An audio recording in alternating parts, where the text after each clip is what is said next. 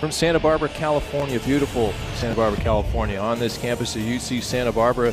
This is NCAA baseball here on ESPN+. Today, it's a non-conference matchup between the visiting USC Trojans and the UC Santa Barbara Gauchos. Both teams heading in different directions, at least as far as the last week is concerned, but two talented rosters who have postseason ideas here in the middle of the season as we are in the first week of April here at this beautiful ballpark at Cesar Wasaka Stadium. My name is Kevin Cannon, joined alongside my partner Bob Bronsma today.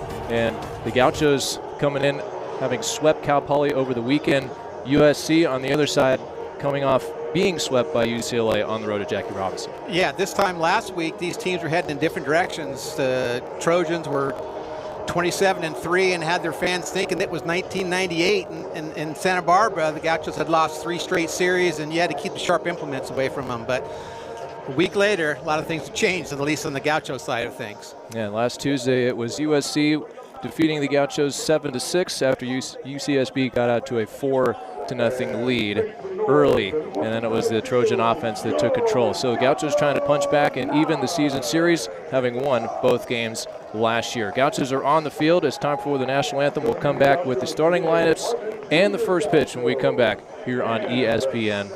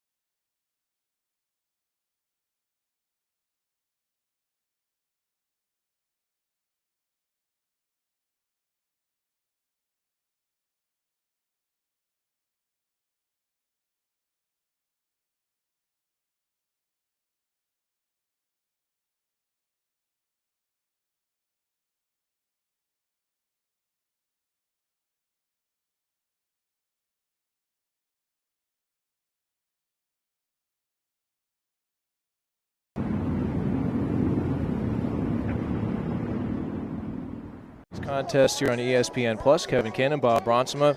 It's the USC Trojans and the UC Santa Barbara Gauchos in non-conference action.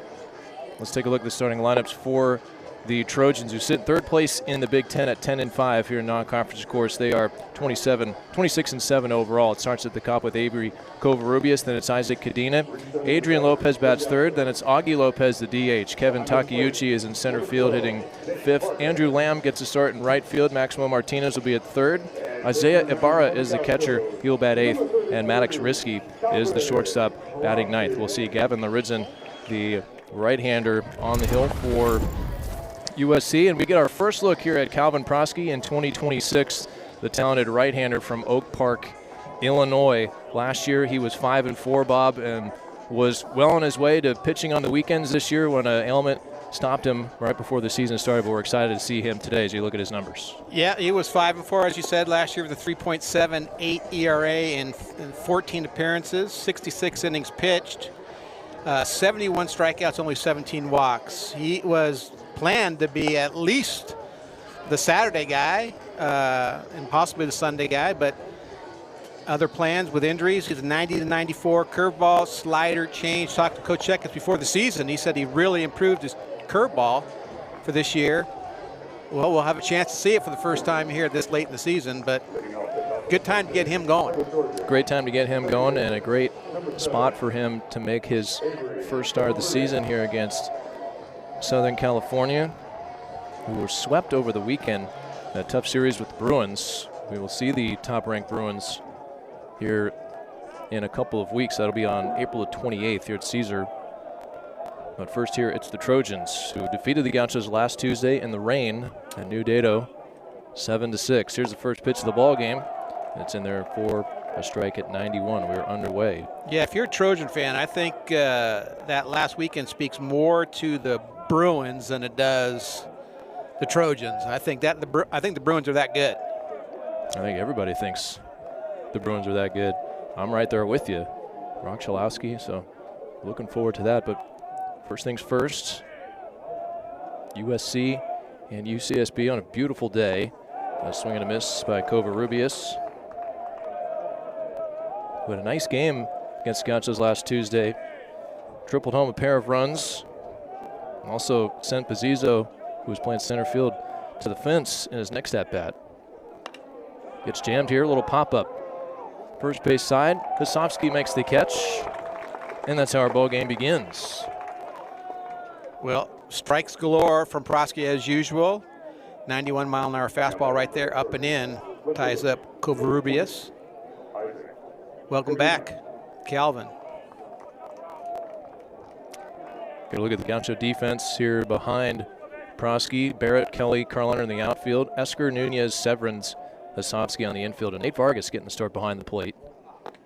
And there's a strike outside corner here to Isaac Cadena. Yeah, we haven't seen Nate since the Hawaii series. Saturday's Hawaii game was his last start. Nico Libid has been carrying the torch for the catchers the last couple of weeks. Good breaking ball in there for a strike.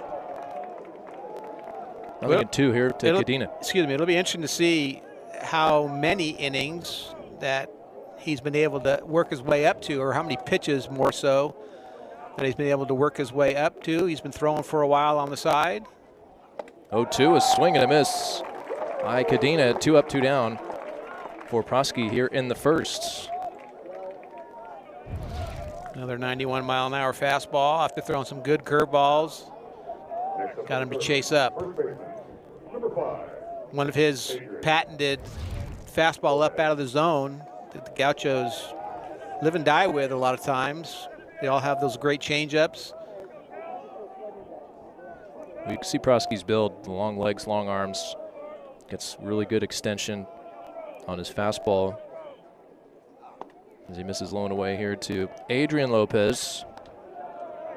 Transfer from Long Beach State. Adrian hit a solo homer, which tied the game last week in the 4th inning. Swings and misses, and it's 1-1. Good looking prospect near Adrian Lopez out of Baldwin Park. Tied for the team lead in average. He's got 14 extra base hits, 27 RBIs. Yes, 27 RBI lead the Trojans, as well as his .621 slugging percentage. I mean, when you see Adrian field level, I mean, he fills out every bit of that uniform. Playing over at first base today. 2-1. This is a shot, center field, a base hit. And he can swing it too. So a 2-out single for USC brings up Augie Lopez here in the first. That one came in at 92, went out at 106. So we'll get to see Prosky from the stretch for the first time. The thing about Calvin, along with some of the other starters, pitchers for the Gauchos who we've seen a lot of this year, Flora, Aceves, Triba. You talk to the Gaucho offense, swinging a miss on a ball in the dirt. They will tell you, man, Calvin is nasty.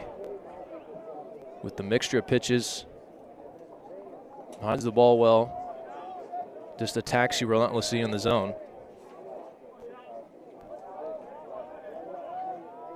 And here from the stretch, checks first.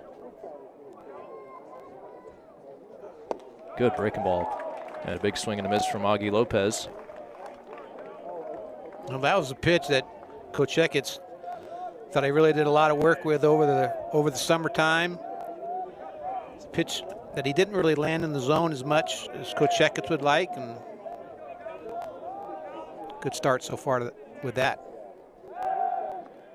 Check on Adrian at first. Augie at the plate. 8 doubles, 8 home runs.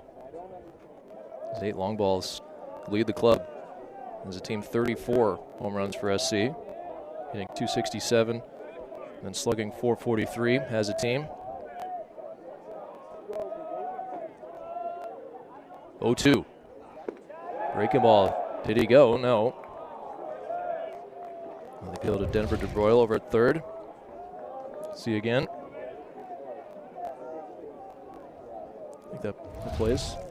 Yeah, that's borderline. Borderline. Yeah, right on the edge. He gets the call. Michael Chuckerman, Devin Shahab, Chris Torres. Rest of the crew. Chris Torres calling balls and strikes.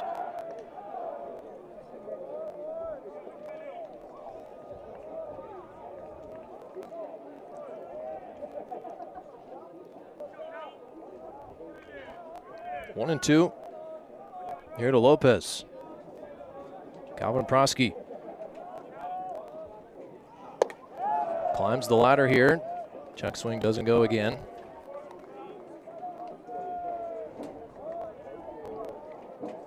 Two and two.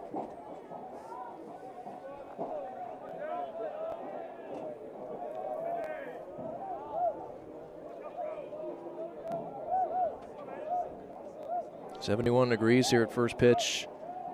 Prosky trying to strand Adrian at first. Here's a bouncer towards third. Esker will tap the glove and go to first. Hosovsky digs it out, and that retires the side. A single with 2 outs and a runner left for the Trojans. Gauchos coming to bat, going to the bottom of the first inning here on ESPN+.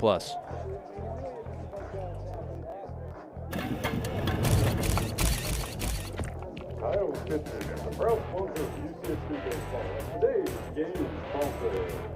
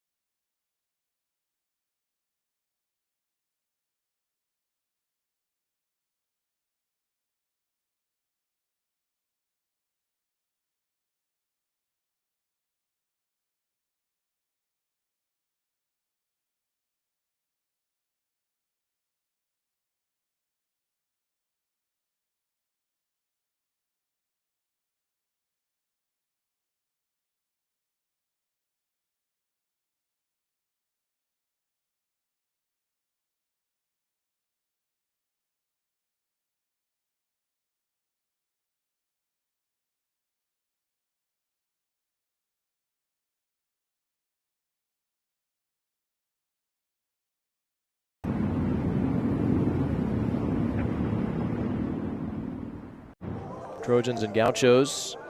Calvin Prosky strands a runner in the top of the first. Here is the Gauchos starting lineup, turned in by 15th year head coach Andrew Checketts, Rowan Kelly in center. Then it's Liam Barrett, who had a 3-hit game on Sunday against Cal Poly. He's in the 2-hole. Nick Hosovsky at first, bats third. Cole Kosciuszko, the DH. Then it's Xavier Esker, who's done nothing but record extra base hits since coming back from the injured list. Then it's Corey Nunez at short, Noah Carliner at right. Nate Vargas getting the start behind the plate, and Ryan Severance, who also had a 3-hit game on Sunday, batting 9th. We get our first look at Gavin Laridzin. Yeah, Gavin making his 15th appearance already, 4.26 ERA, 2-1 record, 2 saves, 25 and a third innings pitched, 18 hits, 12 runs, all of them earned. He has 26 strikeouts, 16 walks. Opponents are hitting .202 against him. So the walks for the innings pitched maybe a little high. He also has 5 hit by pitches. But he is a prospect plus, drafted by the Brewers in the 13th round. He turned down a lot of money to be a Trojan, and the Trojans are happy to have him. He's going to be 92 to 96, curveball, change, and an occasional slider.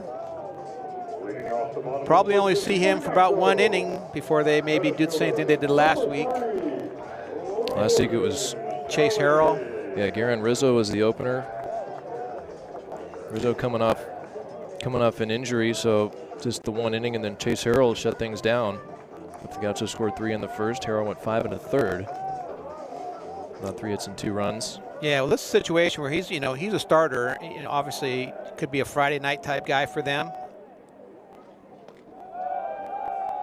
And this is his first start, so he'll get a feel for how that is. Maybe going forward, he moves into that spot. But you can see with the amount of appearances he's had, he's used a lot on the weekend, so they want to keep him fresh for the Big Ten weekend they have coming up. 1-0 here to Rowan Kelly, and he chops one. That's going to be gloved by Laridzin, and Rowan fell down. I don't know if he tripped over his bat or what, because when I looked down, saw the bat was flying. flying. Yeah, I thought he went bat flip on us. So we'll take a look at it here. Oh, well, he did the bat flip, but that was to try to keep his balance. And yeah, for Rowan's sake, don't show that one again. Yeah, that's exactly. That's not going to go on the scrapbook or the highlight reel. It's a 1-3 put out for Laridzin and 1 down. There in the first. Laridzin went 2 in the third this weekend against UCLA. On a couple hits and 3 runs. As Liam Barrett stands in, takes a strike. Easy 94 right there, in a good spot. Liam came alive this weekend against Cal Poly. Played a big part in that sweep up in San Luis Obispo. Yeah, 4 for 9 on the weekend. 2 RBIs, a double, a walk. Made a couple great plays too at the fence as he bunts foul. And Baggett Stadium, big wooden fence, big outfield. And Liam made a couple of nice plays on, like, not easy ones where you get to the fence and jump. You're approaching it, having to gauge it on the warning track. 1-2 now. 3 infielders on the right side. And that misses 2-2. But Rowan from Menlo Park and Liam from Mountain View, these two at the top of the order, have been calling them the Peninsula Bros. Yeah, that's going to stick. Or not. I'm not sure. They keep playing like they have.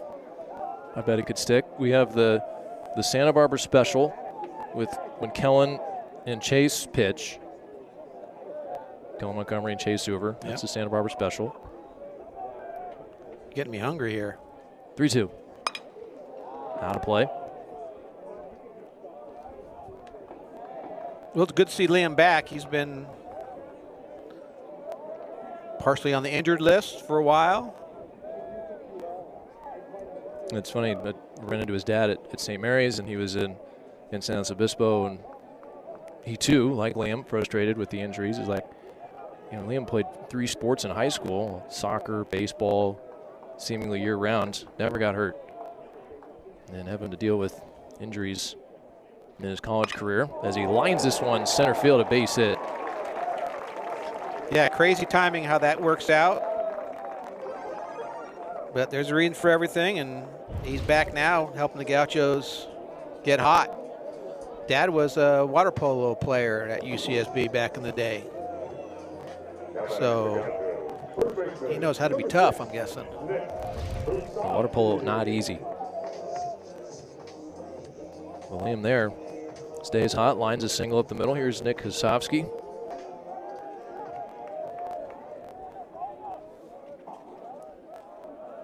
Nick finally added to his RBI total on Sunday, picked up a pair, swings over that one, 0-1. Average at 271, 4 doubles, 5 homers, 21 driven in.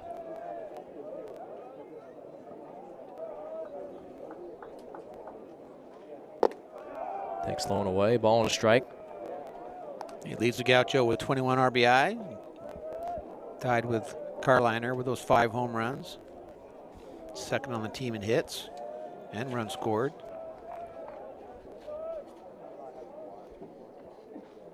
One, 1-1, chop towards short.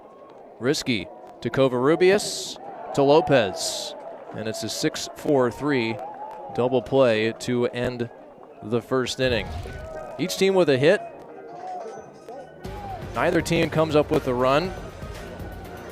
And some good glove work by the Trojans on the infield. We'll go to the second, no score. It's easy to play it safe, but that's not our story. Only the bold. It's our mission. A call for risk takers and change makers to shine. In the classroom, in the community, and in competition. Bold is our past, our future, our passion. Bold is the next level. The Big West, only the bold. Credit Union One Free Checking has everything you need to bank on the go, make deposits and more with our highly rated mobile app. And get your direct deposit up to 2 days sooner with CU1 Early Pay. Open your account in minutes at creditunion1.org. Introducing CU1 High Yield Checking, the account that rewards you for everyday banking. Earn up to 5.25% APY when you make qualifying transactions each month. No minimum or opening balance required. Get started at cu1.com/high yield checking. Your attention, please. Now pitching for the Gauchos, number 45, A.J. Cordell. Top of the second inning here at Cesar Wasaka Stadium. Calvin Prosky, fine first appearance of the year, just the one inning, allows one hit, and he'll turn the ball over to A.J. Cordell here for the second to face Takeuchi, Lamb, and Martinez. Cordell, the junior from Villa Park. What do you got, Bob? This is his 11th appearance, 5.51 ERA, 1-2 record. He has 3 saves, 16-inning pitch, 20 hits, 10 runs, all of them earned. 19 strikeouts, with 11 walks. Opponents are hitting .308 against AJ, but he has been better than those numbers as of late. Yes, particularly his appearance against Oregon, where he went 3 shutout, allowed 2 hits and 2 walks. He did strike out 4. And then over the weekend against Cal Poly on Sunday, hitting in 2/3, 2 hits, a run, a couple of strikeouts in that 12-4 win. AJ got the final 5 outs for Santa Barbara. So he delivers a strike here to Kevin Takeuchi. Hitting .306. Pops it up. Behind second. Severance settles under and makes the catch. A couple of pop-outs to start the first and the second, induced by Prosky and Cordell. And that brings up Andrew Lamb. Well, impressive outing. Granted, 4 hitters, but he looked good. Command was there. I mean, that's kind of what you want to look for, is that command after not really been on the mound facing live hitters, game situations. I don't know how much he did that during the practices, but a little different when you get out there in front of the crowd. But certainly looked good, and you add, Calvin coming back with Triba's emergence, which has been very impressive. The Gauchos are kind of, I've used this analogy before about the kind of being like the Dodgers, where they kind of rest their guys and they just wait till it's really important, and all of a sudden everybody's back. 92-mile-an-hour fastball up in the zone, and all of a sudden everyone's healthy and they just turn it on and kick butt. Well, that's kind of how the Gauchos' depth has been. They got a lot of guys playing. They got a lot of guys coming back at the right time. Here's a soft liner that is caught by Nunez on the second base side of second. Gauchos had Lamb played in a shift. Look at it here, off the end of the bat, knuckling, and a basket catch made. Call that NL6. And then here's Maximo Martinez. Well, I think it's a good point, Bob, because I think a good pitching coach wants his pitchers to be at their best towards the end of the season. Yeah, than right at the beginning. And then they could be they're maybe a little bit fresher, the wear and tear on the arms. Sure. So it'll be interesting. I think, once again, if you combined Prosky coming back in what we saw out of Triba the last 2 outings. You got Esker coming back, being a little bit what Esker is and has been, a very good hitter, a very good defensive player. You know, you get Mendez back, and all of a sudden you combine with that 3-game weekend with they went from jumping off a cliff to now they're thinking Omaha. It's a totally different mindset, I would think, Totally in that different dugout. mentality. Yeah. No, you're right. And last weekend was, as far as the Gauchos are concerned, very, very encouraging against the Cal Poly team that was in first place coming into play last Thursday. As Cordell falls behind here to Martinez, 3-1. Maximo hitting .292, 9 doubles, a couple of homers. 3-1. Fastball right there. So 3-2. As Flora, you know, we talk all game about Flora. National Pitcher of the Week, Golden Spikes, D1 Baseball, perfect game, all that. Back-to-back complete game shutouts in as many years against the Mustangs.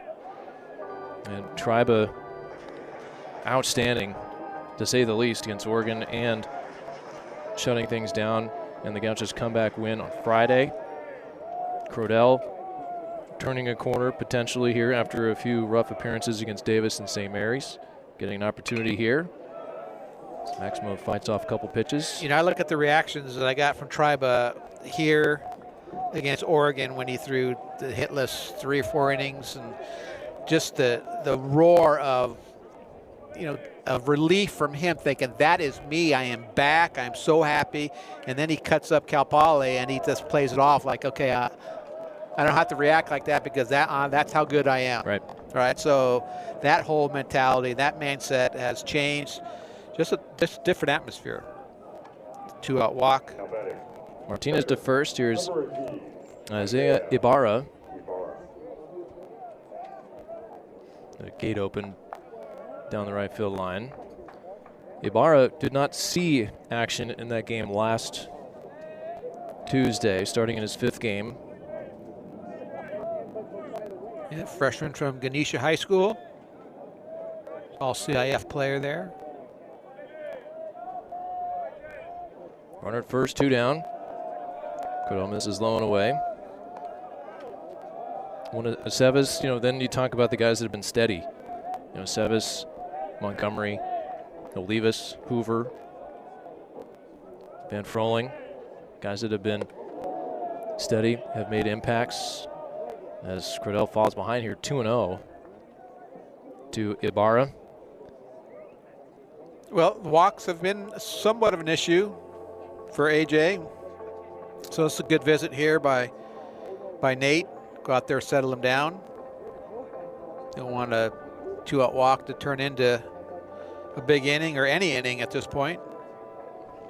Coach Checkett's left of the screen, sitting next to Isaac Shimbrot. Kyle Hunt in the foreground.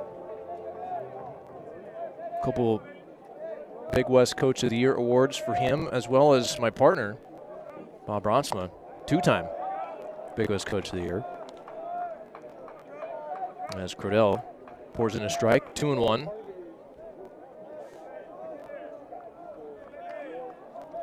Maddox Risky on deck for the Trojans here, top of the 2nd. And another good fastball. And it's 2-2.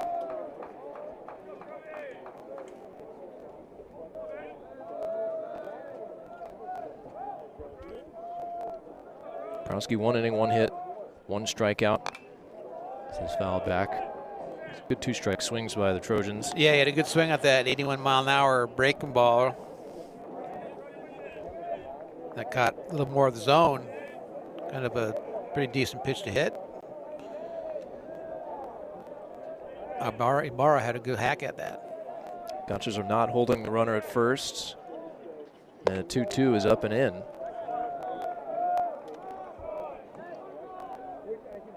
So 3 balls and 2 strikes. So the Gauchos like to set up the back pick in situations like this. We'll see if they break that out. Nope. 3-2 runner goes. It's a bouncing ball too short. Behind the bag, Nunez throws out Ibarra. And a scoreless second for A.J. Crodell. He strands a walk. We'll go to the bottom half. It's Gauchos nothing and the Trojans nothing here on ESPN+.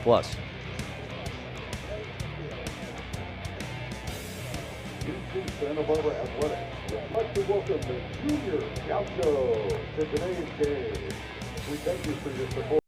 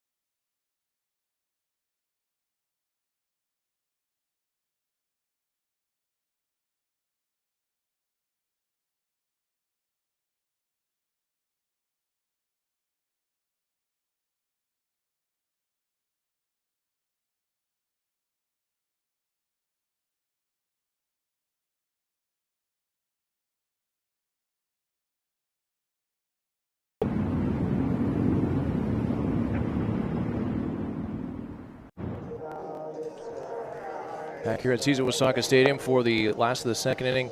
Trojans are going to their bullpen after Gavin Luritzen goes one. Just like last week, Chase Harrell is on to pitch for USC. Yeah, they're hoping to get the same kind of production they got from him last week when he went 5 1/3 innings and only gave up 3 hits, 2 runs. This is Chase's 12th appearance. He's made 6 starts, 4.5 ERA, 3-1 record. 32 innings pitched, 28 hits, 16 runs, all of them earned, 28 strikeouts, 15 walks, and opponents are hitting .228 against him. He's going to be 89 to 92 with a curveball, slider. You got a cutter as well, and a change. Richard sophomore from Milford, Ohio, transferred from Ohio State. He did appear over the weekend against UCLA through a scoreless inning.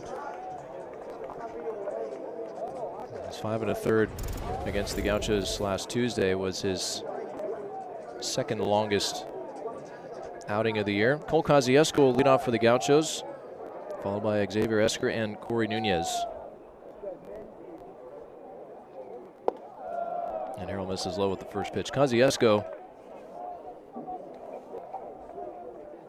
hitting .263, 6 doubles, a triple, and a homer. 18 driven in. Swings and drives it down the left field line. Slicing foul.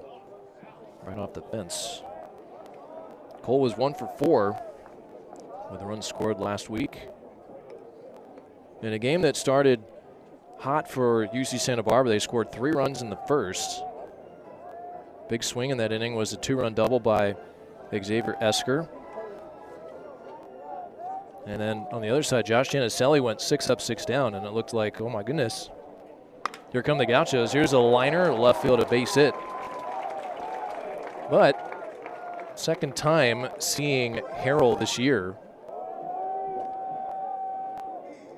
Do you think guys will have a decent beat on his stuff and how he's going to attack you? Yeah, I mean, well, they should. It's, that's kind of what you get sometimes when you have Tuesday games with your local teams, that they're all pitching that same guy all the time, and you get to like Pepperdine saw Janicelli and Loyola Marymount, not Pepperdine. Yeah, twice. Yeah. There's Esker, who's been swinging a good bat as Harrell checks on the runner at first. Since Xavier has returned to the lineup, all of his hits have gone for extra bases. So I'm not calling him X anymore. I'm calling him extra base hit. This is in the dirt. You got the nicknames rolling today. Well, yeah, when you get 30 games into the season, you kind of figure them out. You figure them out. He's 7 for his last 26, 270 mark, 6 RBI, 2 doubles, 2 triples, and a home run in that time. Ahead of the count here, 2-0. Hit his first homer of the season on Saturday, beg your pardon. And he also really sealed the game with a 2-run triple in the 9th. Here's another guy who's going to have a completely different mindset than where he was a couple weeks ago. Skies this one. Behind short. Coming in, Cadena to make the catch for out number 1. Yeah, but even that was a really good swing. He just missed that ball. So he's feeling it a little bit, which is good to see. Yeah, just got under that one, got barrel. That was up there for a minute. Brings up Nunez with 1 out. Corey also had a nice weekend. He has bumped his average up to an even 300. Yeah, well, started the last 10 games. 14 for 45 during that stretch. It's 310 overall, but there's a lot to be said about someone who gets, consistent playing time, how that can help your rhythm at the plate.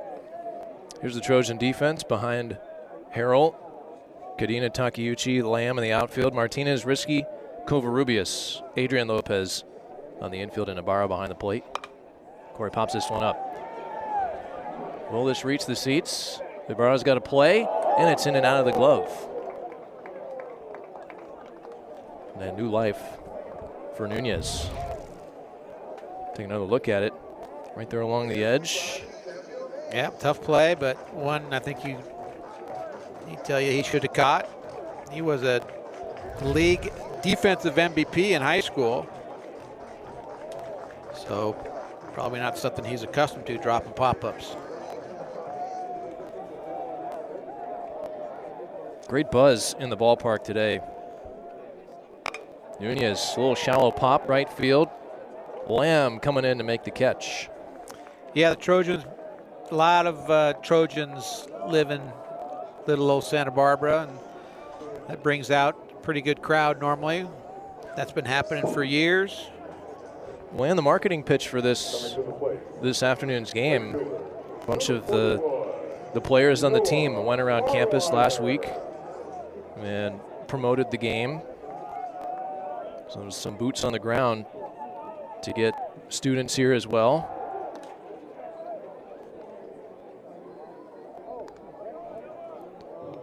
More opportunities this year to come out to Cesar Osaka Stadium to see some good baseball. I guess another opportunity to promote that game against UCLA on the 28th. This one misses high to Noah Carliner. Well, let's get him out here for the UCSD series. That's going to be a big one. First place Tritons come to town this weekend. 1-0 to Carliner. Curveball for a strike. We do have rain coming into the area, which may affect game times. So if you're a fan, patron, it is Masters Week if you're a patron. Here's a bouncing ball to the second baseman, Covarrubias, on the shortstop side, and he throws out Carliner. I'm saying that we could have some game time changes over the weekend. Stay tuned. As Covarrubias takes care of this one. We played 2 scoreless here at the ballpark on a Tuesday. Santa Barbara Athletics would like to welcome the Santa Barbara Coasters to today's game. Thank you.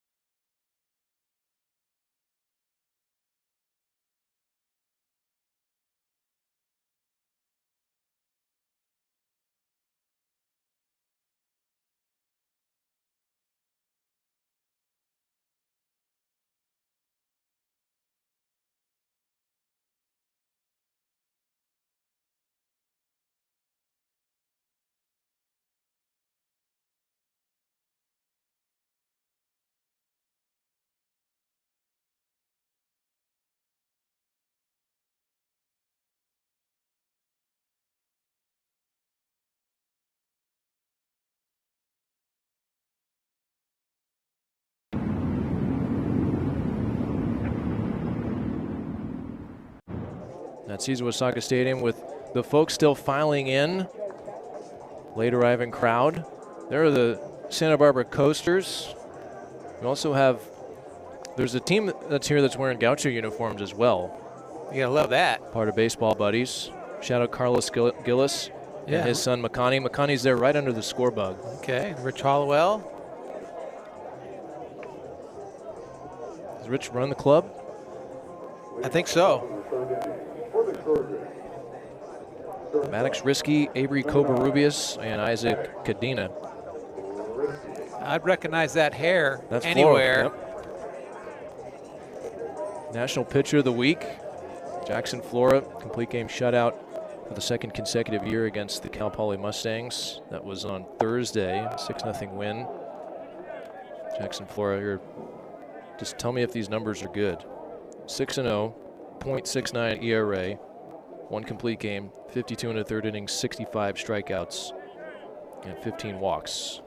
Yeah, Trojans had their Yeah, Jackson Mason Edwards. Flora with Mason Edwards until he gave up. He was at .67 before his outing against the Bruins this weekend. So he doubled his ERA after that game. He didn't pitch poorly, but enough to jump from .67 to .12, which just kind of shows you how great .67 is, or .69. Incredible numbers. Reminds me of when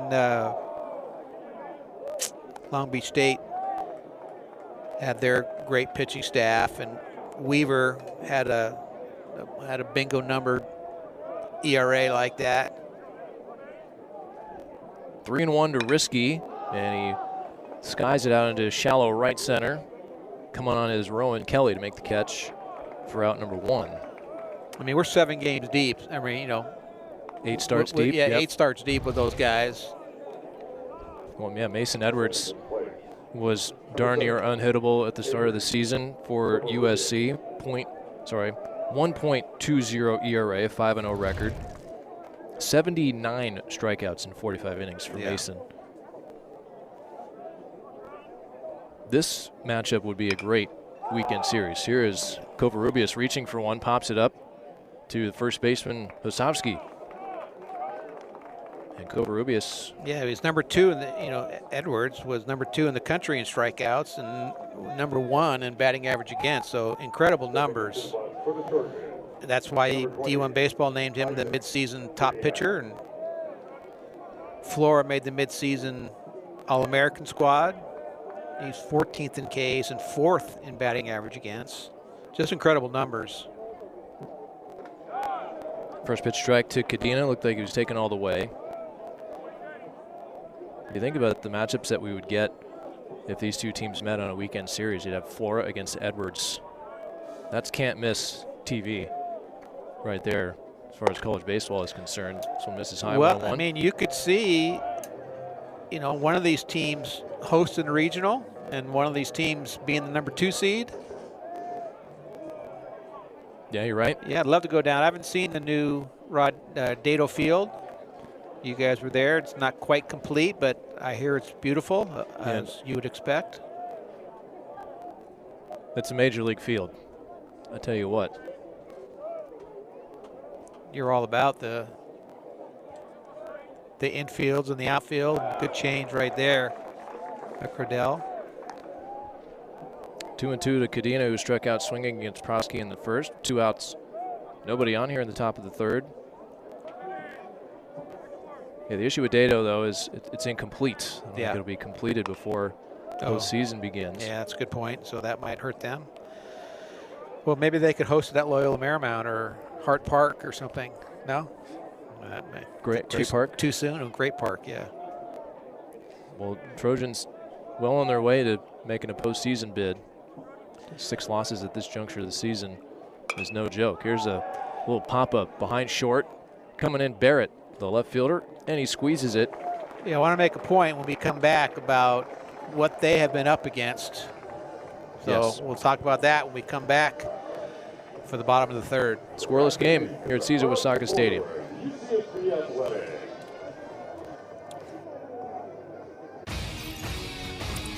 Introducing SportsCenter for you, personalized every single day.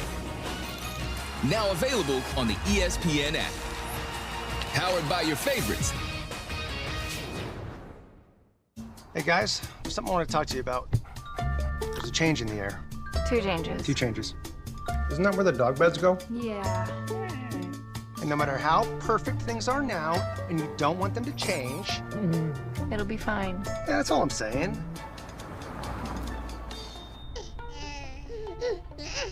I told you it'd be fine.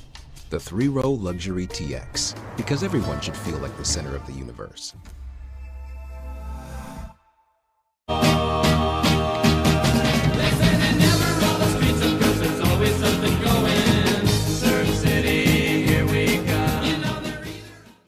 High five, Hudson. Make some noise for Hudson. Thank you for playing Gaucho. Last of the third inning here at Cesar Wasaka Stadium. Scoreless game. Kevin Cannon, Bob Bronsma, Trojans and Gauchos. Gauchos will have Vargas, Severance, and Kelly here against Harrell. Those are the scores against UCLA, and the most eye-opening thing is the run totals for the Bruins. 12, 9, and 10 against this very talented USC pitching staff, which led the country in ERA. At one point, I think going into the Gaucho game last Tuesday or maybe last weekend prior to the Easter weekend, the team ERA for SC was around 1.63.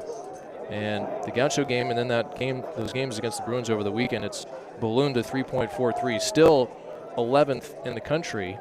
And with Gaucho's performance over the weekend, their team ERA sits at 2.89, which is best in the land. Yeah. Yep, and we've been sitting here witnessing and talking about it, all year, that Gaucho pitching, they could set your whole squad into a little bit of a slump. But I wanted to talk a little bit. Vargas in the air, deep right field. Lamb's going to watch it fly off the scoreboard. Nate Vargas with his second homer of the year makes it 1-0. Well, I was going to talk a little bit about Vargas is about to hit a home run. Got an off-speed pitch down the zone. He just golfed it out of here. Good for Nate. First start in a couple weeks. Puts the Gauchos on the board. When Nate's been in the doghouse, and he's been grinding, kicking himself in the cage. I hear him multiple times a day. And the last couple of days of batting practice for Vargas have looked outstanding. And he cashes in here with a solo homer leading off the third. And like last week, Gauchos strike first here against the Trojans. Well, he was an all-conference player last year. Once again, another guy that if he gets hot, all of a sudden the lineup, which has scuffled most of the year and has been the big question mark for the Gauchos and their progress towards a Big West Championship and making an NCAA berth, has been around their offense. Here's Ryan Severance coming off of a 3-hit game in which he drove in 3 runs on Saturday against Cal Poly. 3 for 4. A good weekend, 5 for 9 with 4 RBIs. A 2-run scored, 3 doubles on the weekend, a walk and a stolen base. So he had an outstanding weekend. 2-0 from Harrell, a strike outside corner. Well, we had talked, at least I had mentioned, last year, Esker, Vargas, and Mendez, 3 guys in the middle of the order for the Gauchos, combined for 29 homers. And until Esker hit one, this is rolled foul, and Vargas there, they had combined for just 1 this season. And so now add a couple to that total. And I know Jonathan Mendez took batting practice yesterday and again today, so he's working his way back. And man, like the pitching staff, if we're saying that they're getting stronger as the year goes on, if the offense, which I think was what you're alluding to here in some of your points, the offense can get stronger. If you're finishing the season at your best, makes you feel good. And putting your best foot forward as well, right? You can't guarantee, because there's a lot of great teams out there. 3-2 fouled away. The Trojans being one of them. I was talking at the end of the last break that what they've had to do without, practicing on the road, being nomads and having to play and practice in all different areas, using junior colleges, and to recruit and get these type of players in that environment. Bouncing ball to third. Tricky play there for Martinez as it Bounces off of him into left field, and Severance will reach here. I mean, it just says a lot about the coaching staff. I go way back with Andy Stankiewicz when he was playing at Pepperdine. When I was coaching up Alaska, he was up there along with his brother Alan. So it's been a long time with him. He is a great coach. If you're an infield guy, you'd like to play for Andy Stankiewicz. He is just that good. But they have a good staff. Travis Jewett. Rowan bunts. It is very close to home plate, and Ibarra elects to go to first. Yeah, you think that would be a ball that you'd come up and go to second with?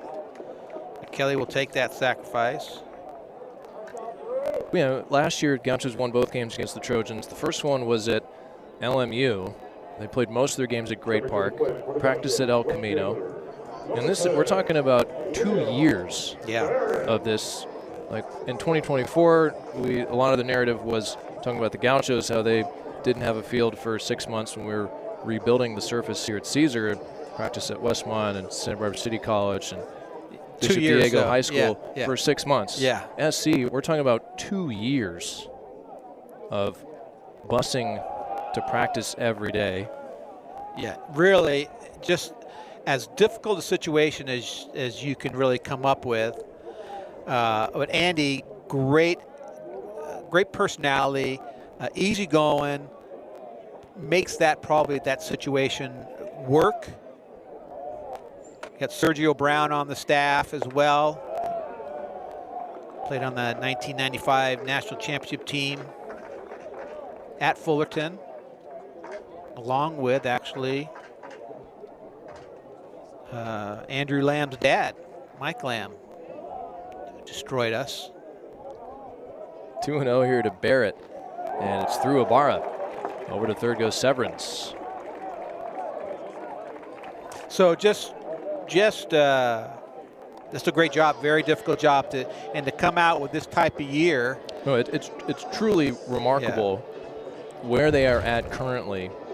You're going to look at this. And you can also throw Sean Allen in there, the pitching coach. Obviously, he gets a big tip of the cap the way this staff has pitched.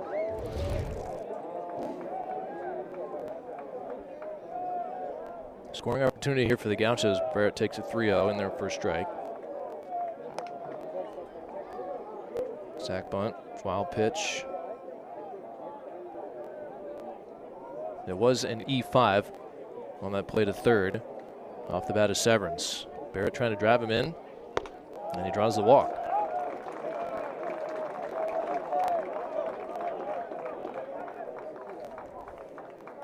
When USC, of course, they have tremendous resources, but the recruiting pitch is like, hey, we're going to promise you this great field, and it is great. And you can see everything that they are constructing there at Dato Field, and it's going to be fantastic. Yeah, but you got to sell now. You got to sell, and it's hard. And this is an era where, with all due respect, athletes are saying, "What do you got for me?" Yeah. Stanky, fourth year, he's four-time Coach of the Year when he was at Grand Canyon. He won 5 regular season WAC titles. He's hiding in the shadows there, number 17. First and third for the Gauchos for Lasovsky as Harrell throws to first. And a great player. He was a great player at Pepperdine and ended up playing the big leagues. Just a great family. Just a good dude. You know, our game is filled with great guys, and Andy certainly is one of those. I'll say hi to his brother Alan. He was also in Alaska. And I guess if I say hi to Alan, I got to say hi to Keith Watkins as well, who started his career at Fullerton and ended up at USC. He was also on that team. 1-1 to Lasovsky. Any more names? I got a ton of names. Yeah, I got a ton of names. That Randy Powers. There goes Barrett from first. And no throw from Harrell. Right-handed special for the Gauchos. We've seen him do it before. And Barrett got a great jump. Harrell was looking at third. You see him concentrating on putting his foot on the rubber, and then Barrett just takes off. Second and third now. And the 1-1. Chopper foul. Trojans playing their middle infield back. First base in, third base is back as well. So ground ball anywhere but the pitcher and first. Get you a second run. Yeah, leadoff homer in this inning by Vargas, his second of the year. And Osofsky, the grad student, leading the team in RBIs. Chance to put up a crooked number here with a base hit. Works the count full.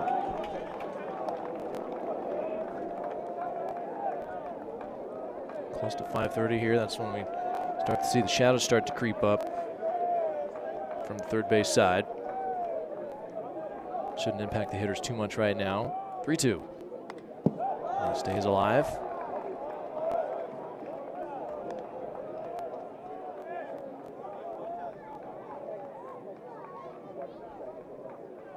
Big spot here early. Santa Barbara struck early and often last Tuesday. Another 3-2, bouncing ball towards the middle. Nice play there by Risky as he throws out Osofsky, but in to score to make it 2-0 as Severance. Yeah, good baseball all the way around. That is a really good play by Risky.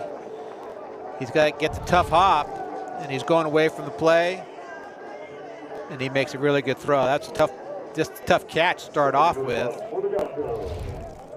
But he handles it well and makes a good strong throw. An RBI for Osofsky.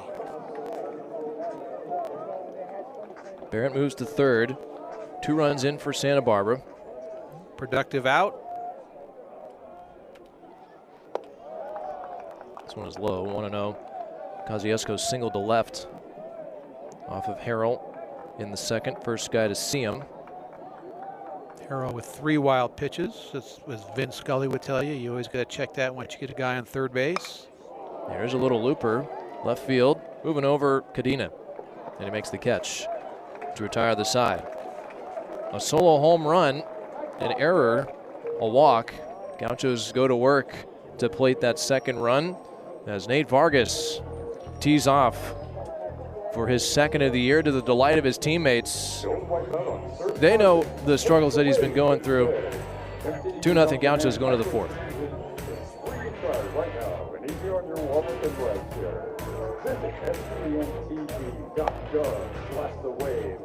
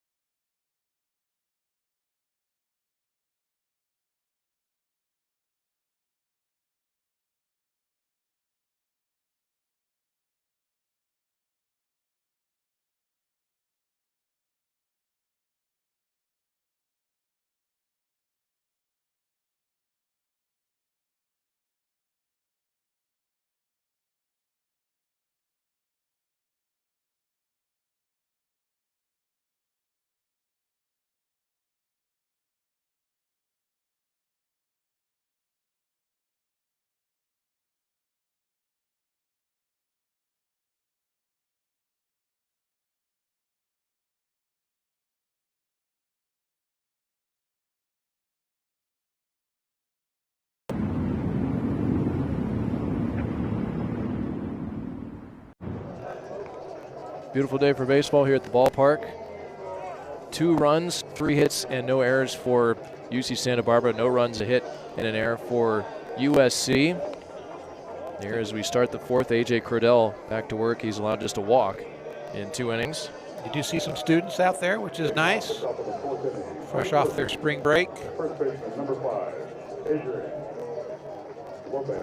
Standing room only here at the ballpark. The upper landing, everyone lining the rails along both sides. You know there's a lot of people here when the upper bleachers in front of the press box are populated.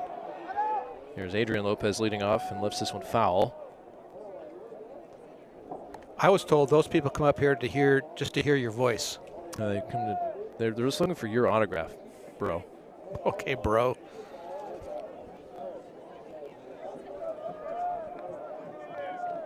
Press row is jam-packed. 1-1 to Adrian Lopez, followed by Augie Lopez and Kevin Takeuchi.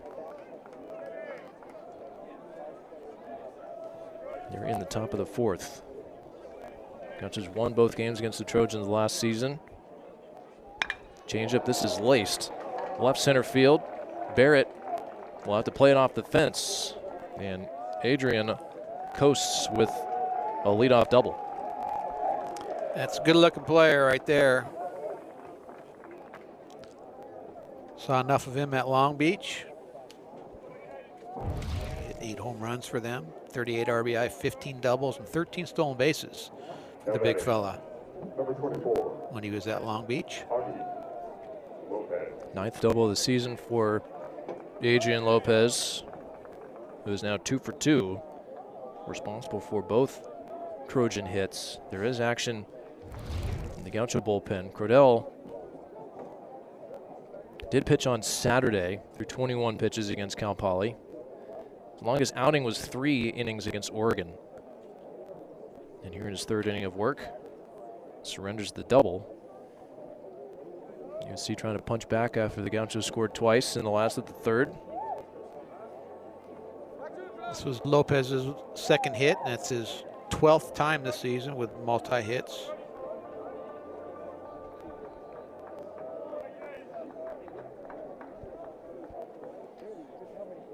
Coach Hackett's coming out. And this is going to be it for Crodell. He's got Froling ready in the pen. And with the lefty Augie Lopez coming up. AJ Crodell, who has thrown a lot this year. Double-digit appearances for AJ, today number 11. And he will be lifted for the lefty Van Froling, who is on to face Augie Lopez after leadoff double by Adrian Lopez. Gauchos leading 2-0, tying run at the plate for the Trojans here in the 4th.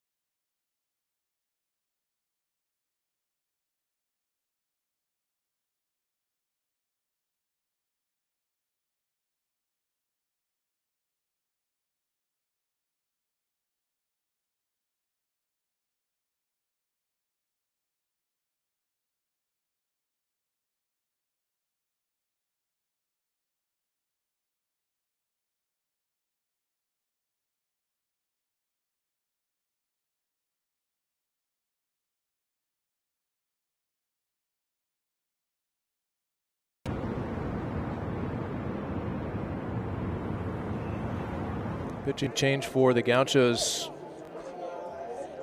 on a beautiful day on the Central Coast.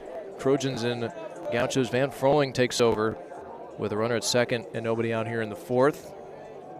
Yeah, he's been tough on left-handers this year. This is his 8th appearance, 1-1 record with a 2.7 ERA. He does have a save in his 10 innings of pitch. 7 hits, 4 runs, only 3 of them earned, 15 strikeouts, and 5 walks. First pitch is bounced foul. And that save was against Hawaii. And the lone win Gauchos came up with in that series. He went 3 2/3, allowed 2 hits and no runs. Struck out 6 in that Sunday outing. Yeah, he's 88 to 91, but he's going to sinker, slider, cutter, sweeper the left-handers here to death. A couple of sliders here. That one misses a little bit too high for Chris Torres' liking. Coach Stankiewicz and the Trojans with the tying run at the plate here in the top of the 4th. Froling did pitch against USC last week. Went just 1 inning. Against Lopez's swing and miss here. 2 hits, 2 runs. He faced Lamb, Takeuchi, Cadena, Carpentier, and Risky in his inning. Did not face Augie Lopez. 1-2. And a front door slider got him swinging. Well, that's what he does. He is tough on the left-handed hitters. Also has a change that doesn't throw to left-handers, but he'll throw that cutter and that sweeper all day. It looked like Vargas wanted that low and away, and it was more out over the plate, but good location at the knees. Well, the best pitch is the change one of that speed. works, yeah. No, you're right. You're right, Bob. Never get tired of hearing that. Don't ever tell me that I never told you that. Here's a fly ball, right field line, foul. Off the bat of Takeuchi, 0 for 1 with a pop out.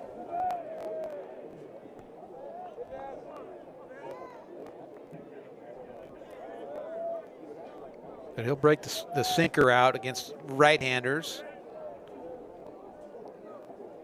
Does that consistently for strikes.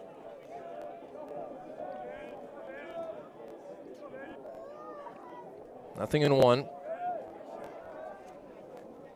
Back door with the sweeper, and it's in there, a strike. Yeah, perfect pitch right there. In the black, down and away.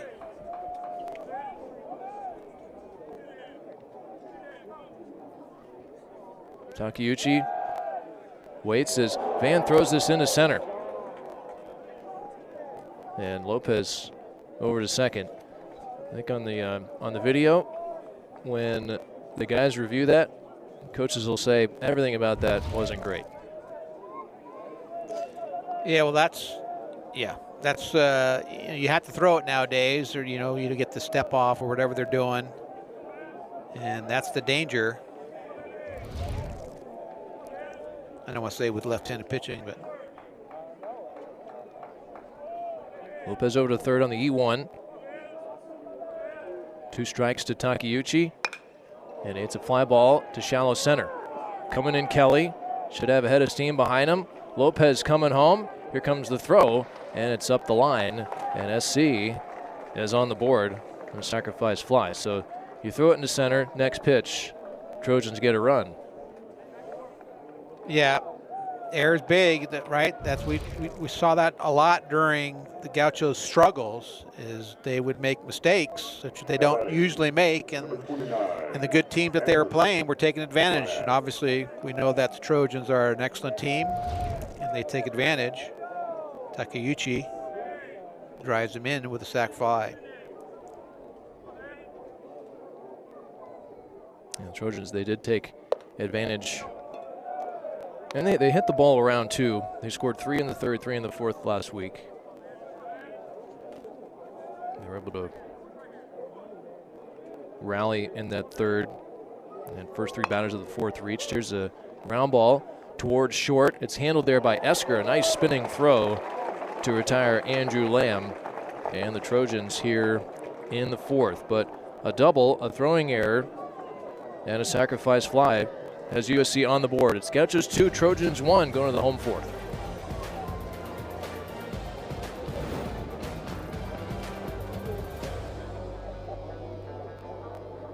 Shoemash Casino Resort is a proud sponsor of UC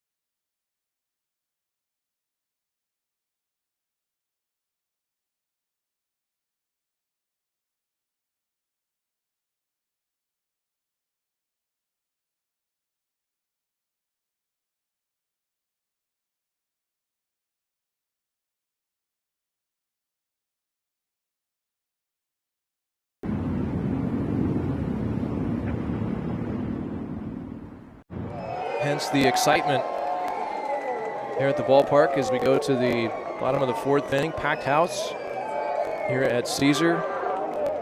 And for the Gauchos here in the 4th inning, Xavier Esker, Corey Nunez, and Noah Carliner scheduled to hit. Kevin Cannon, Bob Bronsema. Second edition of this series, midweek series between these two teams. Gauchos have handled the Trojans in recent years under head coach Andrew Checketts. Gauchos are 14-5 against USC. My numbers are correct. And I would say that historically, considering as this is skied, left side towards the clubhouse and out of play, the overall record for Santa Barbara against USC, I would say, isn't too bad considering all of the national championships that the Trojans have won. Gauchos are 48-62-1 against USC all time.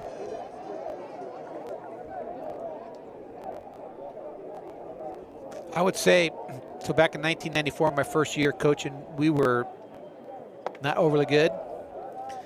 And we played the played the Trojans twice, and Coach Gillespie obviously was the head coach there, and my relationship with him goes way back. We won both games that year against the Trojans. I think we won like 26 games on the year. Did you puff your chest out after No. both of those? No, but low-key, two of the greatest wins for me, you know, my first year coaching against, you know, my idol. Yeah. And we were able to get both wins. Now, he probably pummeled me the rest of the time, and he certainly did while he was at Irvine, but You got off to a good start. I got off to a good start. Esker pulls this into left field, moving over Cadena, makes the catch. So X hit that one hard, 100 miles an hour. Cadena was playing deep. And the left fielder, who was the catcher in the game last week, makes the putout. Yeah, 12 NCAA titles for the Trojans. They had 5 straight, 1970 to 1974. A friend of mine, Bobby Mitchell, was a couple of those teams. But 2 coaches from 1942 to 2006. And then 7 coaches from 2007 to 2023. So tougher times.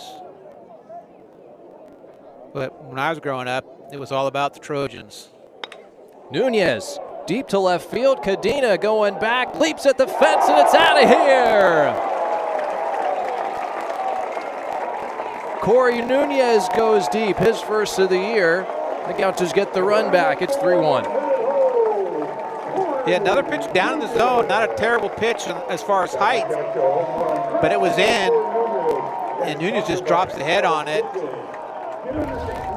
99 miles an hour off the bat, 369 feet. Thought Cadena might have a play at the fence, but the slippery salamander sneaks it out of here. His first of the year, a pull side homer for Corey Nunez. And here's Carliner. Well, he Big hit swing. that good. There is a little breeze blowing out to left. I'm not sure that, I think that ball had a chance to get out no matter what. He hit that ball well. Well, on the radio telecast, radio broadcast doesn't make sense. 0-1 here is outside. 1-1 to Carliner. We mentioned it, maybe you guys mentioned it too, the homer drought that the Gauchos had been on.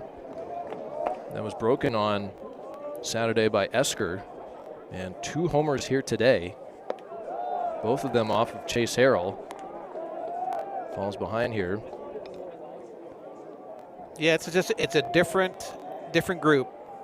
You know, you can already tell just through 4 innings here today, and it's amazing what one weekend can do to your season, especially on the positive side. Yeah, on Thursday, Eric's note was last time the Gauchos went 11 or more games with 2 or fewer homers total. was in 2018. They had only 2 homers through the first 12 games, and that extended to Saturday when Esker homered. And here today, Vargas his second and Nunez his first. 3-2 to Carliner. He's got 5 of them. Swings and misses, and he's down on strikes. Second out here in the fourth is Harrell. Only the first strikeout. Yeah. Here is Vargas going deep. Almost hit himself in the face on his image on the scoreboard.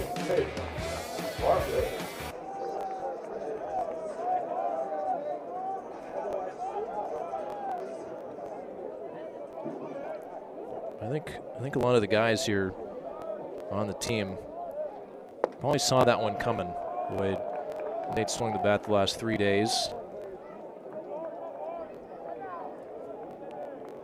Well, they were certainly fired up for him, and you'd love to see that.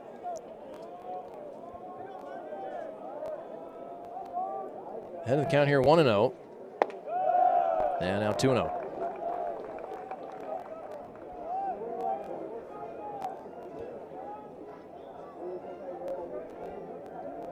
Harrell 2 2/3. It's allowed 3 hits, 2 of them the long balls. That second run scored in the second by Santa Barbara was unearned.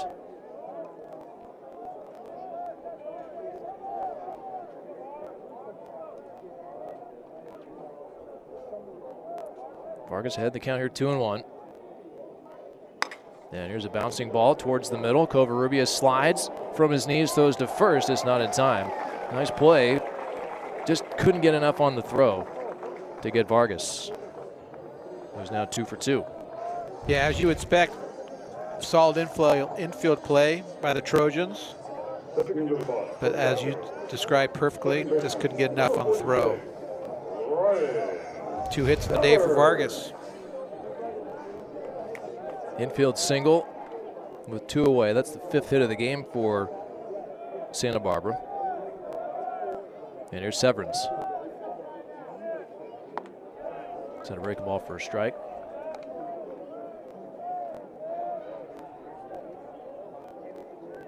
Santa Barbara winners of 3 straight after sweeping Cal Poly.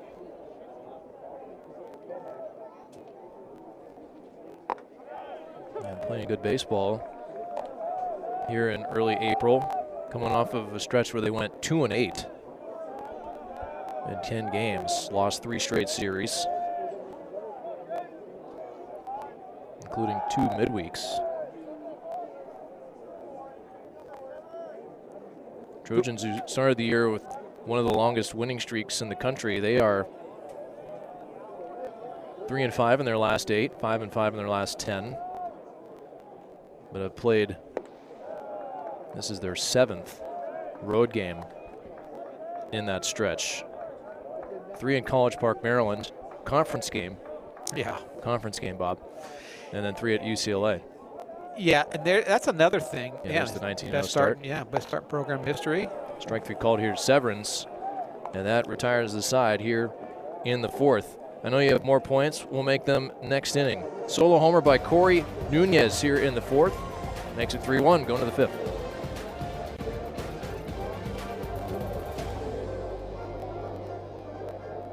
Hey guys, there's something I want to talk to you about. There's a change in the air. 2 changes. 2 changes. Isn't that where the dog beds go? Yeah. And no matter how perfect things are now, and you don't want them to change, It'll be fine. yeah, that's all I'm saying.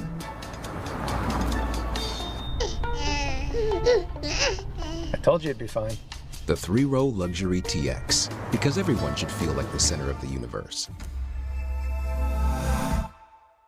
As an official sponsor of the NFL, Jersey Mike's wants you, Eli Manning, to be our new spokesperson. I'm in. I love Jersey Mike's. Hold on. Jersey Mike's new spokesperson? You're stealing my job. I don't want to steal anything. Lies. Eli's. I just love these subs. You'll be hearing from my lawyer. He's very prompt. Jersey Mike's, a sub above. Hey, that's my line. A sub above. 3-1 Gauchos as we go to the top of the 5th inning.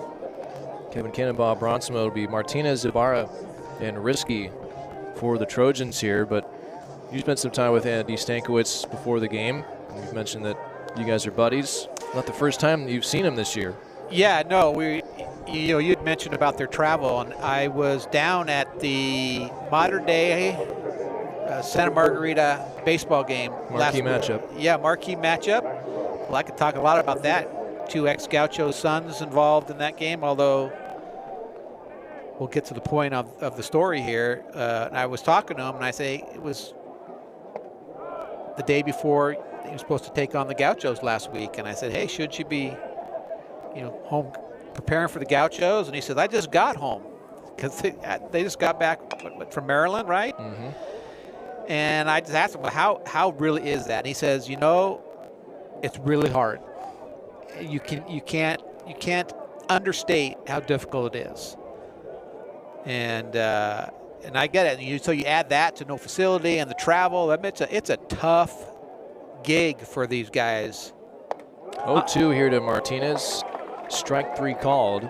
3 pitches, 3 strikes for Van Froling here to get out number 1. Yeah, on both coasts. It's hard for them on that side and for the teams on this side. Well, when Oregon was here, I've struck up a relationship with Travis Buck, who was an assistant at LMU. He was a big leaguer, played at Arizona State when they were in the Pac, and is now the director of baseball ops for Oregon. And we were chopping it up with Alexis, same thing with how difficult the travel is, especially from Eugene. And they're going to play Purdue, they're going to play Illinois. Like, they're flying to these airports and then having to bus. And these are 3-4 hour, 5-hour flights. Yeah. And if you're flying out of Eugene, maybe you're going to Portland, maybe you're going Eugene to Denver, connecting. And then just the time difference, the amount of time it takes just to get to the hotel and back, it's unbelievable. And here we got Sergio Brown over coaching at first base. Sergio's been in the game for a long time, and that's Coach Stankiewicz right there, wearing his familiar 17. It's a real challenge. Is it sustainable? I don't think we need to go into this conversation. I think the novelty would kind of wear off after a little while, that it becomes like very monotonous, very difficult. Yeah. 3-2 here to Ibarra. I mean, heck, the Big Ten's enjoying their success. Football, basketball. Which one of these Big Ten baseball schools are going to make it the quadruple for national championships this year? Yeah, you're right. Swing and a miss here by Ibarra. Back-to-back strikeouts for Froling. Another sweeper there. Well, Indiana Hoosiers, football national champs, women's hoops, UCLA, men's hoops, Michigan. And congratulations to the UCLA women's basketball program. Corey Close, Tony Noonan started their career here. Corey was a basketball player here. Tony was a coach. They both coached here before ending up at UCLA. 2 great people. Couldn't be happier for them. Yeah, first ever women's national title for UCLA. Basketball, there's Raymond Olivas getting loose in the pen. I know Mark French, ex-Gaucho baseball player and women's basketball coach, Hall of Famer. Very proud of what a couple of his proteges have done down there. But the Big Ten is hot, so I don't see them changing a lot. 2-0. Bouncing ball to short. Nunez on a friendly hop. Throws out Risky. And I don't think I'm going far too out of the way to say this, but I would say UCLA is a national title favorite in men's baseball this year. Froling with a 1-2-3 shutdown inning. Picks up a couple of strikeouts and induces this ground out to end the top of the 5th. 3-1 Santa Barbara with the lead.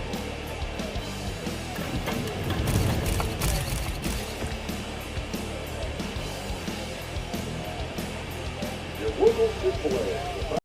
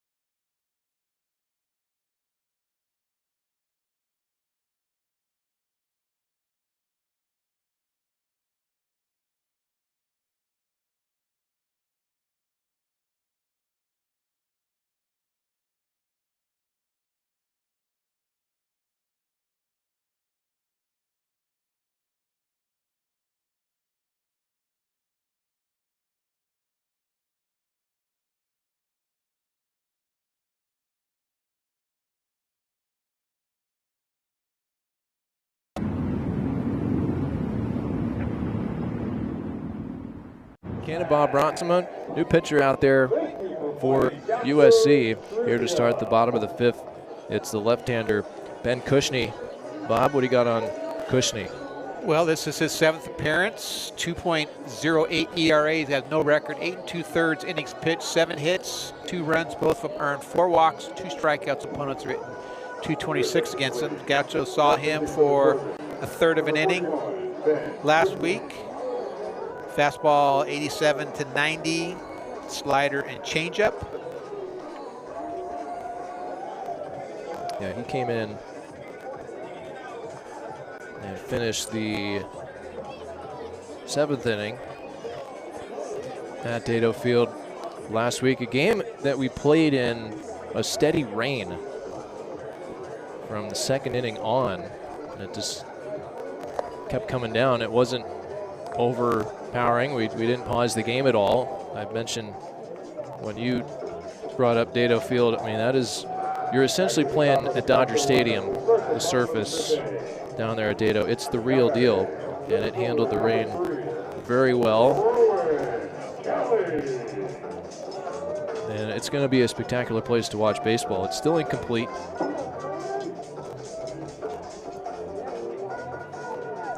Here at Caesar, another great place to watch baseball. Yes. Would that stop them from hosting? Is it that incomplete? Yeah. Okay. I could be wrong, though, but it tells me like the press box isn't finished. They're still building the batting cages. Yeah, you need to have a place to. The batting cages are probably one of the top things. You can put people in the press in the stands. That's not a problem. Top of the order here for the Gauchos against Cushney, Kelly, Barrett, Hasovsky. A couple of lefties at the top of the order. Kelly and Barrett rolling 0 for 1 with a sac bunt. But man, when it's completed, it's going to host regionals. 0-2. Well, I'm sure they hope that's the case. Well, they got this. I just think if you're fielding a team like this, recruiting with no field for 2 years, imagine what they're going to do playing in the Big Ten with a brand new facility. A surface like that in Southern California, I mean, come on. Hotbed of college baseball down here. Yeah, and with the new scholarship rules, that's certainly going to help out the power programs. Kelly in the air to center. Takeuchi settling under this one for out number 1. You know, the scholarship thing, it's a lot of money to go to USC. So that the scholarships are big, but you would think that they would have that money and they would be able to provide as many scholarships as they need, more than, say, Pepperdine, Santa Barbara, Long Beach, Fullerton, Irvine, all those schools. And so if they just take 6 extra players on scholarships, that's probably guys that they're taking away from the mid-major programs. And if you add, no doubt, you add the other programs at UCLA, Stanford, Cal, you know, Oregon State, that's a lot of players that are going to be picked away from the teams that don't have all that scholarship money. And Barrett pops this one up. Third base side, Martinez calls off his pitcher for out number 2. And as great as improvements as Coach Checketts has made and the school has put money into this program over the few years, that just kind of puts us in the same spot that we were when I had 10 scholarships and everyone else had 13. You know, it's actually worse. The outlook is a little different, yeah, and it's much more challenging to get good players to go to the lower level schools. Now the good news is that Coach Checketts is the pitching whisperer right now, and that carries a lot of weight. And that carries a lot of weight. You want to pitch in the big leagues? Okay, well we've got some guys that could tell you about that. 1-0 here to Nick Hasovsky. He takes down an end. Well, I saw a bit by a perfect game. Bremner was the first pitcher taken last year, and Jackson Flora well on his way to potentially filling that spot again. And if that happens, As Osofsky in the air, left center field. That's going to fall for a base hit. Cadena will hold him to a single. The last team to have the first pitcher taken in consecutive drafts was UCLA. Yeah, and John Savage was the precursor to genius, pitching genius to Coach Checketts. And Kosciuszko was walking to the plate, and look who's coming to bat. Okay. Jonathan Mendez is strolling to the plate here. Looks like that BP went pretty well. This is good timing here to get him to see some live pitching, game situation coming into which is a pretty darn big weekend for the Gauchos to continue facing UC San Diego the first coming place. to town. Yeah, the first place, UC San Diego. Well, Mendez got hurt on the road at St. Mary's. That was on March 24th. So just a couple of weeks ago, and here he is as he takes low. Yeah, he was hitting in 14 of the 17 games before he got hurt. He raised his average 133 points. So he was just getting it going as well. We'll see how much this time off and the injury, shoulder, affects him. Yeah, it was his left shoulder. He was diving for a ball up the middle. And you're reaching with your left arm as a second baseman with your glove. And, well, he dove and he just kind of didn't get up.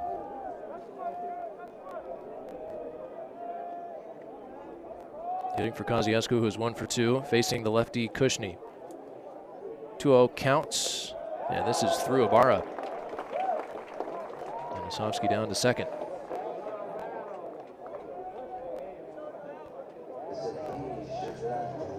Yeah, so it's been, well, 2 weeks. Considering the way he looked, the way it sounded, and being in a sling, 2 weeks pretty good to getting back into the box. And, well, Trojans aren't going to let him swing the bat. They're going to say, hey, let's go down to first base. Now I wonder if Jonathan will base run or not, but intentional walk. First and second now for Esker. Well, it's interesting when you look at stats, because you can look at stats and think, okay, well, he's struggling, but recent stats, now unless they have a right-hander ready to go, recent stats are more important than overall stats, right? What have you done for me lately? How hot is a hitter? I like to look at, the last 5 games that the guy's played to see if he's coming in hot or he's coming in cold, because the numbers can deceive you a little bit. You talking about Kushney or about Mendez? I'm talking about walking Mendez to get to Esker. To Esker. Right, you're walking a guy that hasn't swung a bat in 2 weeks, and maybe SC doesn't know that. I'm sure they do. I'm sure they know all these things. However, so it's just interesting. So I think he's got a right-hander probably. But in regards to pitching to Esker, who has been hot. Right. Right. So. No indication of a change yet. They pointed down there, and everyone's coming out of the dugout. So. All right, we'll take a break. Pitching change for USC. Kushney gets the first 2 guys out, the lefties, gives up the single to Osofsky, and an intentional pass on a 3-0 count to Mendez. Right-hander coming in for SC, trailing 3-1.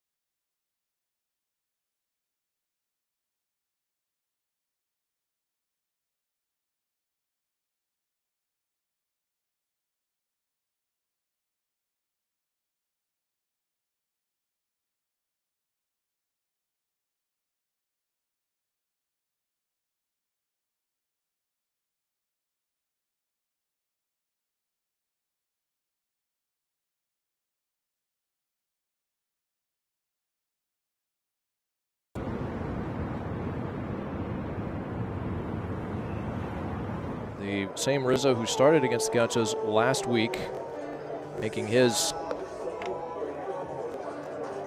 6th appearance of the year. Yeah, 6th appearance of the year. He has 1 start, 9 ERA, 1-0 in the year, 4 innings pitched, 8 hits, 5 runs, 4 of them earned, 3 strikeouts, no walks. Opponents hit .381, and a lot of that damage was done by the Gauchos last week in his 1 innings pitch. Gauchos 4 hits, 3 runs in the 7 at-bats. He'll face Esker with 2 runners on. Osofsky at second, Mendez at first. Fastball, curveball change.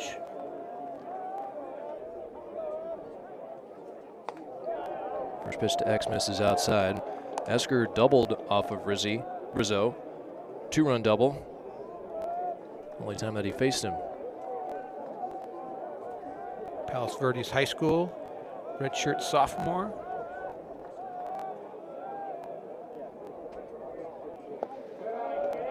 That big curveball in the dirt. And it's 2-0.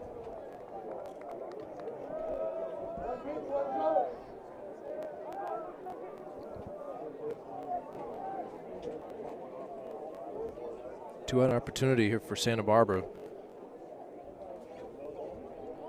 whose runs tonight have come on homers and an RBI bounce out that was aided by an error on the infield.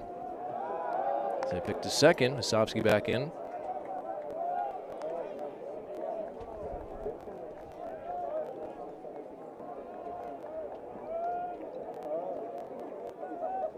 Esker lined out sharply to left as last time. He's flown to left twice.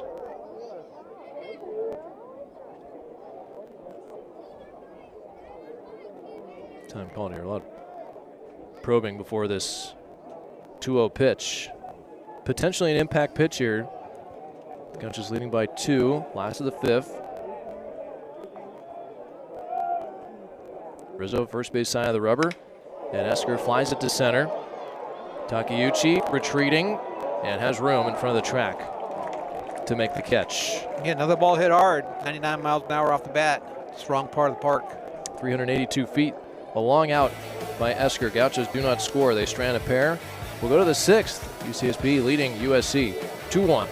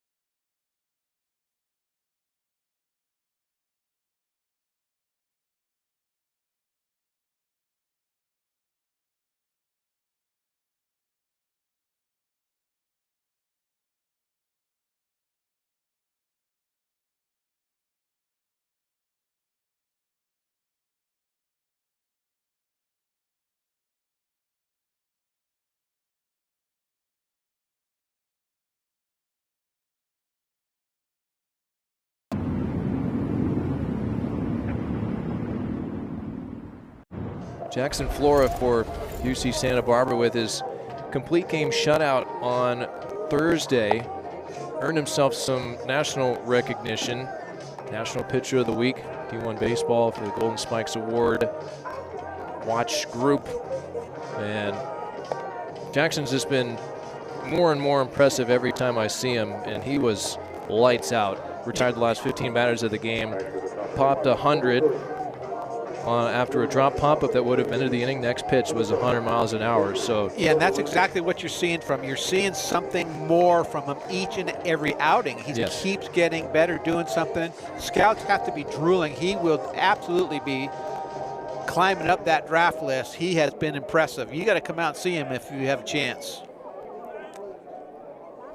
We got a big weekend series here at the ballpark this weekend, as the first place UC San Diego Tritons come to town. Top of the order for the Trojans here against Froling in the 6th. trailing by a pair of runs. This is hit sharply the other way, and it's a fair ball. Over to get it is Carliner.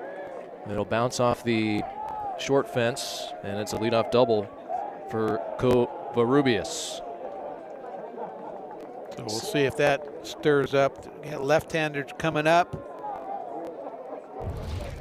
Second leadoff double of the game for Trojans, as Avery just going the other way here.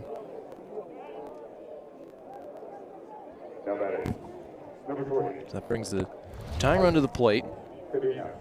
In Cadena, who's a lefty. Then you got Lopez, who's 2 for 2, the righty on deck. Could be the last guy that throwing faces here. Seen Olivas in the pen. There's another note on this weekend. Weather coming into town, so check the website, social media for updates on game times. Unless the weather changes. But anticipating things getting moved around to accommodate. Nothing and went to Cadena. Struck out swinging in the first, flew out to left in the third.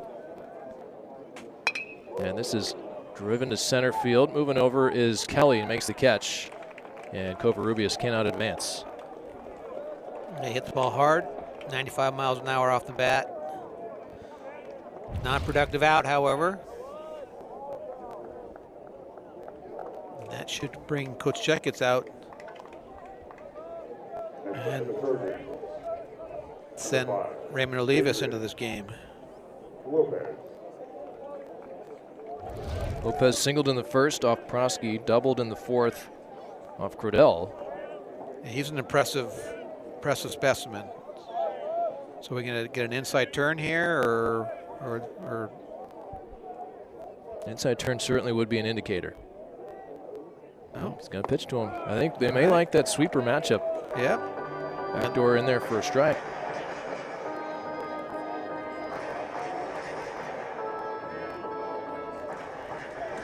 I stand corrected. 0-1. Van to the plate. Good fastball swung on and missed. Outside part of the plate, and it's 0-2. Well, it looks like a genius decision up to this point, with the left-hander on deck as well.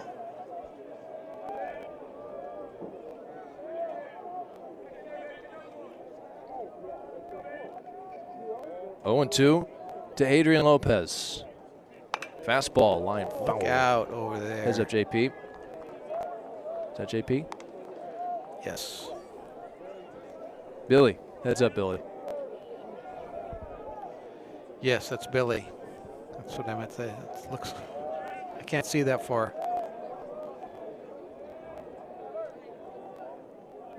Still 0-2. Van swiping for a new sign. Go fastball or sweeper here.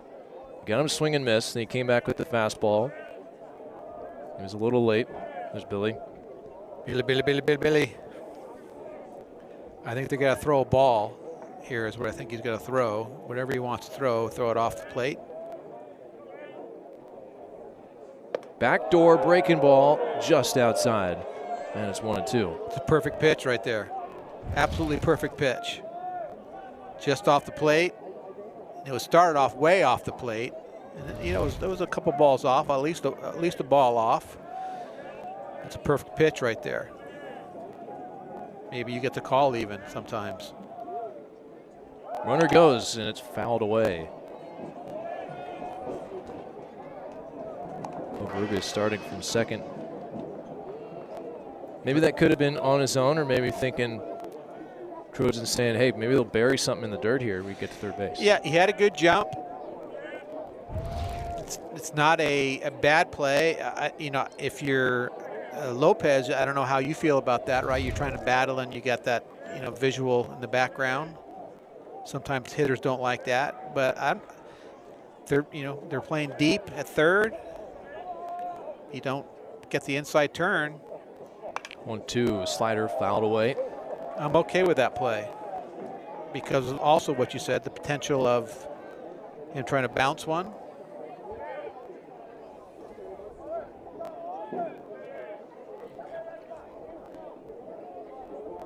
Nice at bat here from Adrian Lopez. Tied for the team leading batting average. 2 for 2 on the day. Another 1-2, inside turn. Covarrubias back. Yeah, you knew that was coming at some point.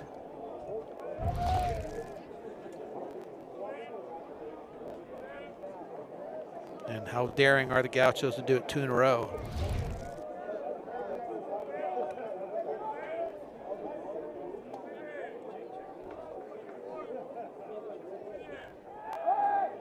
Pretty daring, because they did do it 2 times in a row. Yes, they are.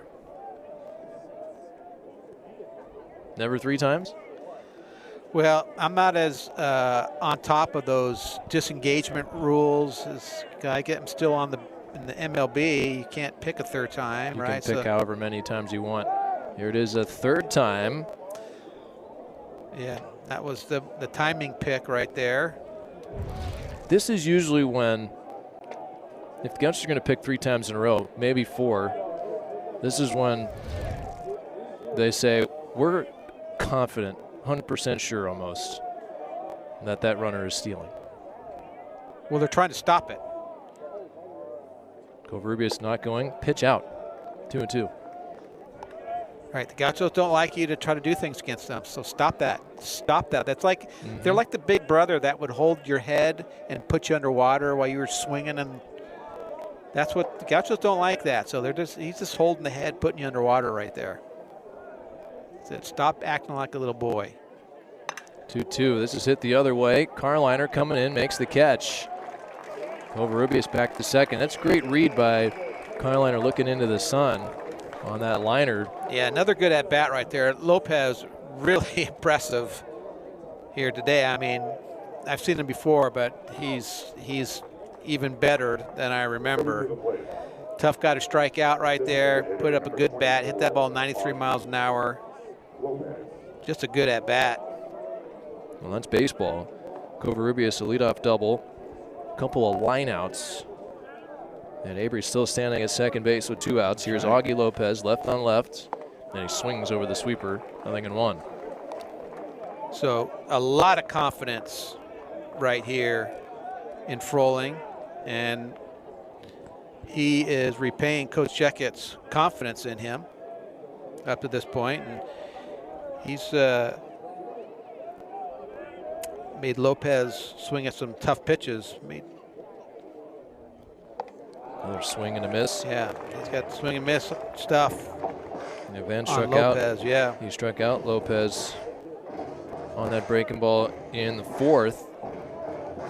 He's got to think about hitting that ball in the 6 hole, because he's just going away, and he's pulling off. One more time, slowly hit towards the second base position in the shift. Nunez throws out Augie Lopez. A great job by Van Froling, the lefty, working through some of the heavy hitters in this Trojan lineup. And got a couple extra outs, keeping his bullets in the pen. Still a 2-run ball game, going to the bottom of the 6th. It's easy to play it safe, but that's not our story. Only the bold. It's our mission. A call for risk takers and change makers to shine. In the classroom, in the community, and in competition. Bold is our past, our future, our passion. Bold is the next level. The Big West, only the bold. Credit Union One Free Checking has everything you need to bank on the go. Make deposits and more with our highly rated mobile app. And get your direct deposit up to 2 days sooner with CU1 Early Pay. Open your account in minutes at creditunion1.org. Introducing CU1 High Yield Checking, the account that rewards you for everyday banking. Earn up to 5.25% APY when you make qualifying transactions each month. No minimum or opening balance required. Get started at cu1.com/high yield checking. So stand up and make some noise for CU1. Bottom of the 6th inning.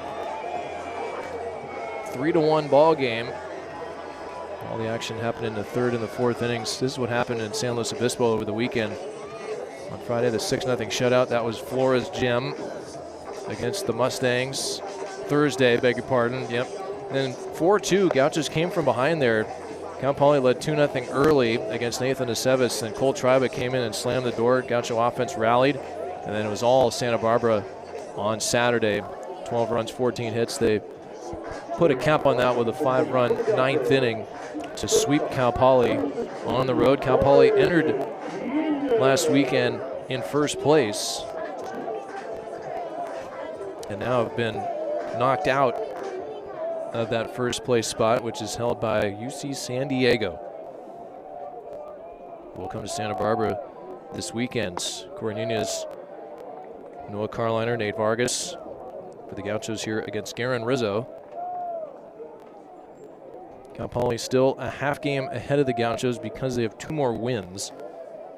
Santa Barbara with 1 less loss. But the tiebreaker changes. Right. It's in their pocket. Yeah, changes Gauchos' pocket. This is Corey's home run from the 4th inning. A couple low balls that the Gauchos just golfed out, dropped the head, put the barrel to it, hit it a long way. 1-1 from Rizzo, bounces up there, 2-1. So San Diego in first, they're 1.5 ahead of Poly, who's 10-5. You see San Diego 10-2. Gauchos 8-4. Fullerton at 9-6. And we'll see them here at Caesar in a couple of weeks. CSUN 8-7. Irvine at 6-6, where he pops his foul. Irvine, they started 1-6. They've won 5 straight conference games. So don't sleep on the Anteaters. No, you got to get into that tournament, and they're fighting like heck because they have not played well. They're guys that they were counting on. Your son's probably been very disappointed. He is. He's been calling me a lot, talking about things, and I'm saying I don't know. I won't see him this year. You're like Johnny, pay attention to your daughter, please. Yeah, well, he does that too. So we got a note here that today's Gaucho home runs, that ends the streak, as you said earlier, 16 games with the team hitting just 1 or fewer home runs. The longest such streak since 2015-2016, which was 21 games. Thank you, Eric. My broadcast partner on top of that. To Walker Nunez, there was a pitch clock violation there, which gave Corey his 3rd ball, and then he takes that one just off the plate. That was very close. Trackman did that as a ball, and it's a leadoff walk for Nunez. 3rd time the Gauchos have had the leadoff man on base tonight. UC San Diego 14-14, but their RPI has dropped to 61. So that's borderline range. They're going to have to get it a little bit lower. Gauchos with their RPI at 33 remain the only potential at-large potential bid for this conference. Carliner the other way. That's going to fall for a base hit. Good read from Nunez. Thought he might try and go for 3, but puts on the brakes. A walk and a single. 1st and 2nd, nobody out for Santa Barbara here, and Nate Vargas, who is 2 for 2. Carliner nestling that out there into right center. I agree. He had such a good read. I thought he might kind of challenge it, but with nobody out, you don't want to make that first out at 3rd base. So Vargas, who came into the game today, 7 for 48, 146 with batting average, 2 for 2, solo homer, and an infield single. 2nd homer of the year.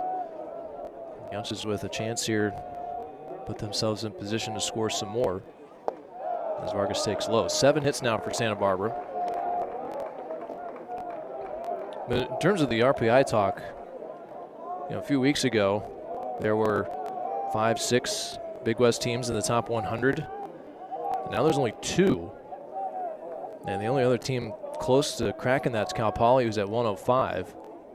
Yeah, I'm sorry to say it's a one-bid conference. Yeah, it's looking more and more like one. Yeah, and then if it's not the Gauchos, they're just in line to get pooped on. To get the short end of the stick? Yes, that would have been a better choice of... To be on the bubble, looking out? This one in the dirt, kicks away from Ibarra. Runners advance to second and third. It's at least the second one that Ibarra hasn't really gone to block. It's just gotten by him. Assume it's a wild pitch. Take a look at it here. Yeah, he just kind of tried to glove it. Say pass ball there. And it's pass ball because it hit the dirt, right? That's kind of how that works. It's like the first baseman that doesn't pick the easy pick at first. The infielders could get that error every time. And every time that's a pass ball. Or, I'm sorry, wild pitch. Coach Stankiewicz coming out. Well, I'm saying pass ball because that didn't hit the dirt. I think it did. You think it did? I think it did, yeah. I'm saying wild pitch. I wrote down pass ball, but I meant to write down wild pitch because he didn't get his glove turned around in time. He didn't block. I don't know if it's the one knee. He wasn't on one knee, so just a tough ball to handle. So we're in a 2-1 count after the ball that got past Ibarra. Trojans going to the bullpen, and they're bringing in a left-hander to face Vargas here. Gauchos scoring opportunity with nobody out. Pitching change here in the 6th. We'll step aside.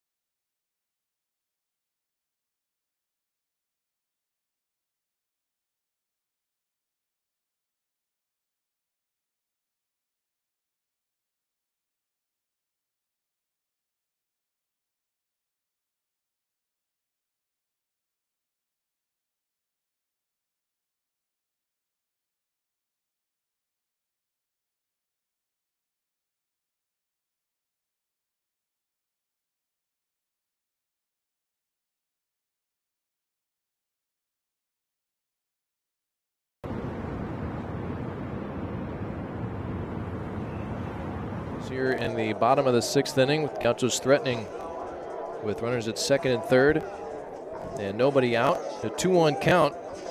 Coach Stankiewicz turns to Sax Matson.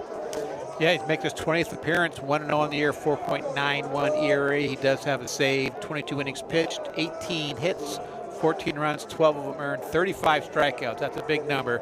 12 walks, opponents hitting 217. So he is going to a guy that is trying to get a strikeout here in a big situation. 89 to 92 slider and change. Clearly tough on left-handers. Those are big strikeout numbers. Pitched twice over the weekend against UCLA. And the 2-1 is in there, strike at 90. And it's 2-2 here to Vargas. Allowed 4 hits and 4 runs, did not record an out his first outing against the Bruins, and then went an inning and a third, allowed just 1 hit. 2-2. Hard on the ground to second. Covarrubias is coming home, and a nice pick. Did they get the tag? Did Corey touch home plate? He called them safe, so that means he touched the plate. Coach Stankiewicz coming out. Yeah, he's probably going to want to review that because Corey went back, right? So that indicates that he didn't think he touched the plate, and that's what Andy's saying. You know, he went back. Right. So stopped his momentum there, but throw, and that would tell me that Corey didn't think he did, but then once he realized he was going to get tagged, he goes, yeah, I hit it. I hit it right there with on that black part with my finger, my middle finger, which was a little bit longer. Well, so I was watching a big league game the other day, and there was a similar play where the throw was coming home, catcher's going to tag Runner is sliding in, and the tag was made, and the runner did not touch the plate, and the umpire went safe. Like, the safe call needs to be made, right, if the umpire is 100% sure that the runner touches the plate. Correct. You don't make a call unless he touches the plate. So it doesn't look like he tagged him. And then the reach back.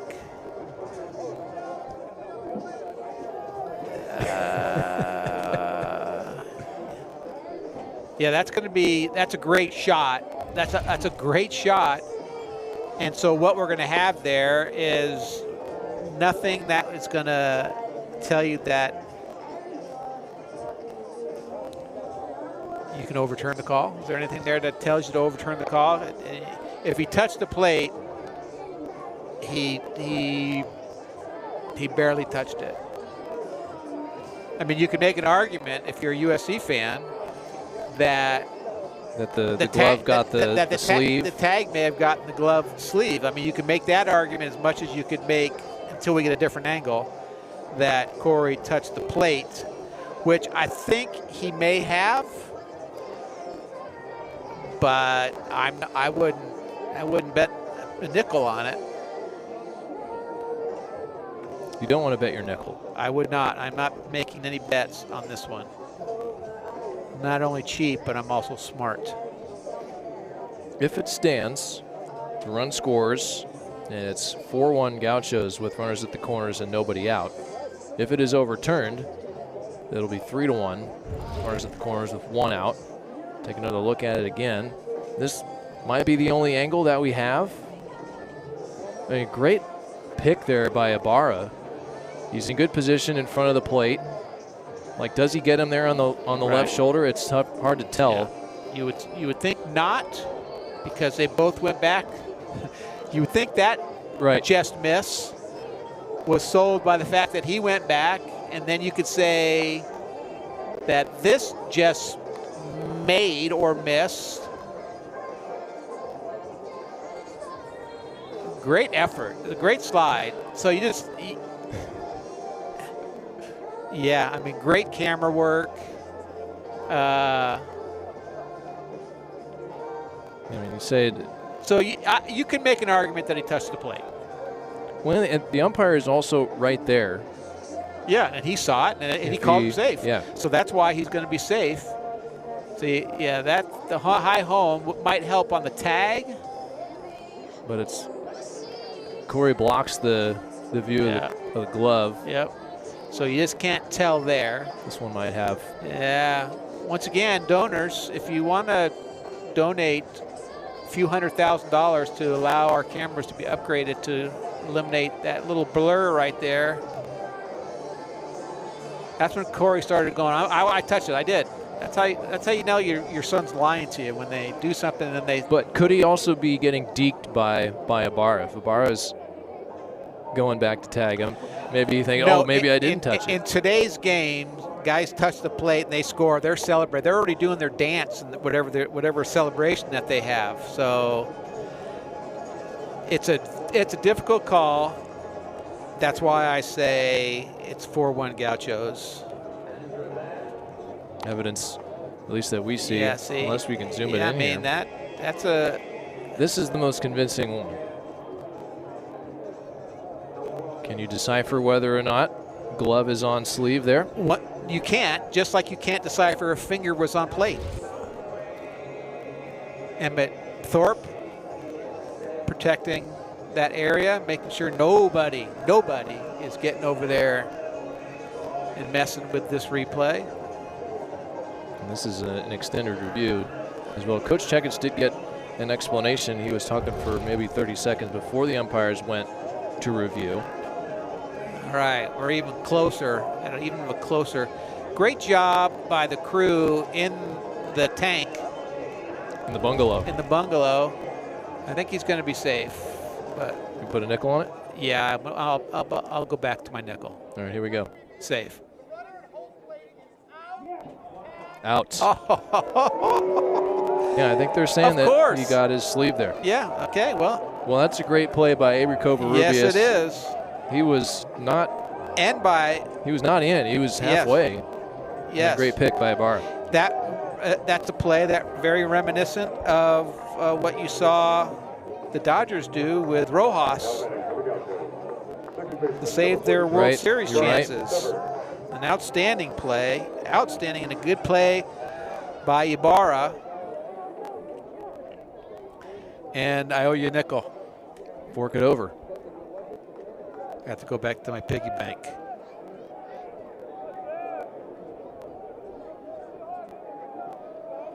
That's the crew. Torres, Chuckerman, Shahab, and DeBroyle. Severance squares the bunt. Maybe a safety there on the first pitch after the layoff. Great play all the way around. Just great baseball. And respect to the umpires for changing the call. I thought I made a good. I put a nickel on it after I said I would not bet on this one. You did. Because you backtracked. I backtracked. Never backtrack. Always go with your gut. 0-1 to Severance. Looked like Ibarra wanted to throw to third. Chase Carliner back to the bag. 1-1. Severance reached on an error in the third, came around to score. Struck out looking against Harrell in the fourth. Facing the lefty Matson. Well, you can see you can think the push is still in play here.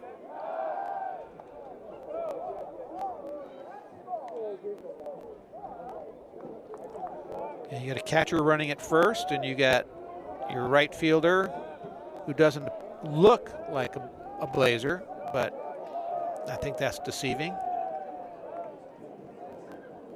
1-1. Up and away. Carliner did try and score from first on Friday in game 2 on the Severance double down the left field line with 2 outs, and he was thrown out on a good relay. Carliner, he gets speed running in a straight line into the left center field gap to flag down a fly ball. That's where he's at his fastest. Yeah, he's shown good range out there.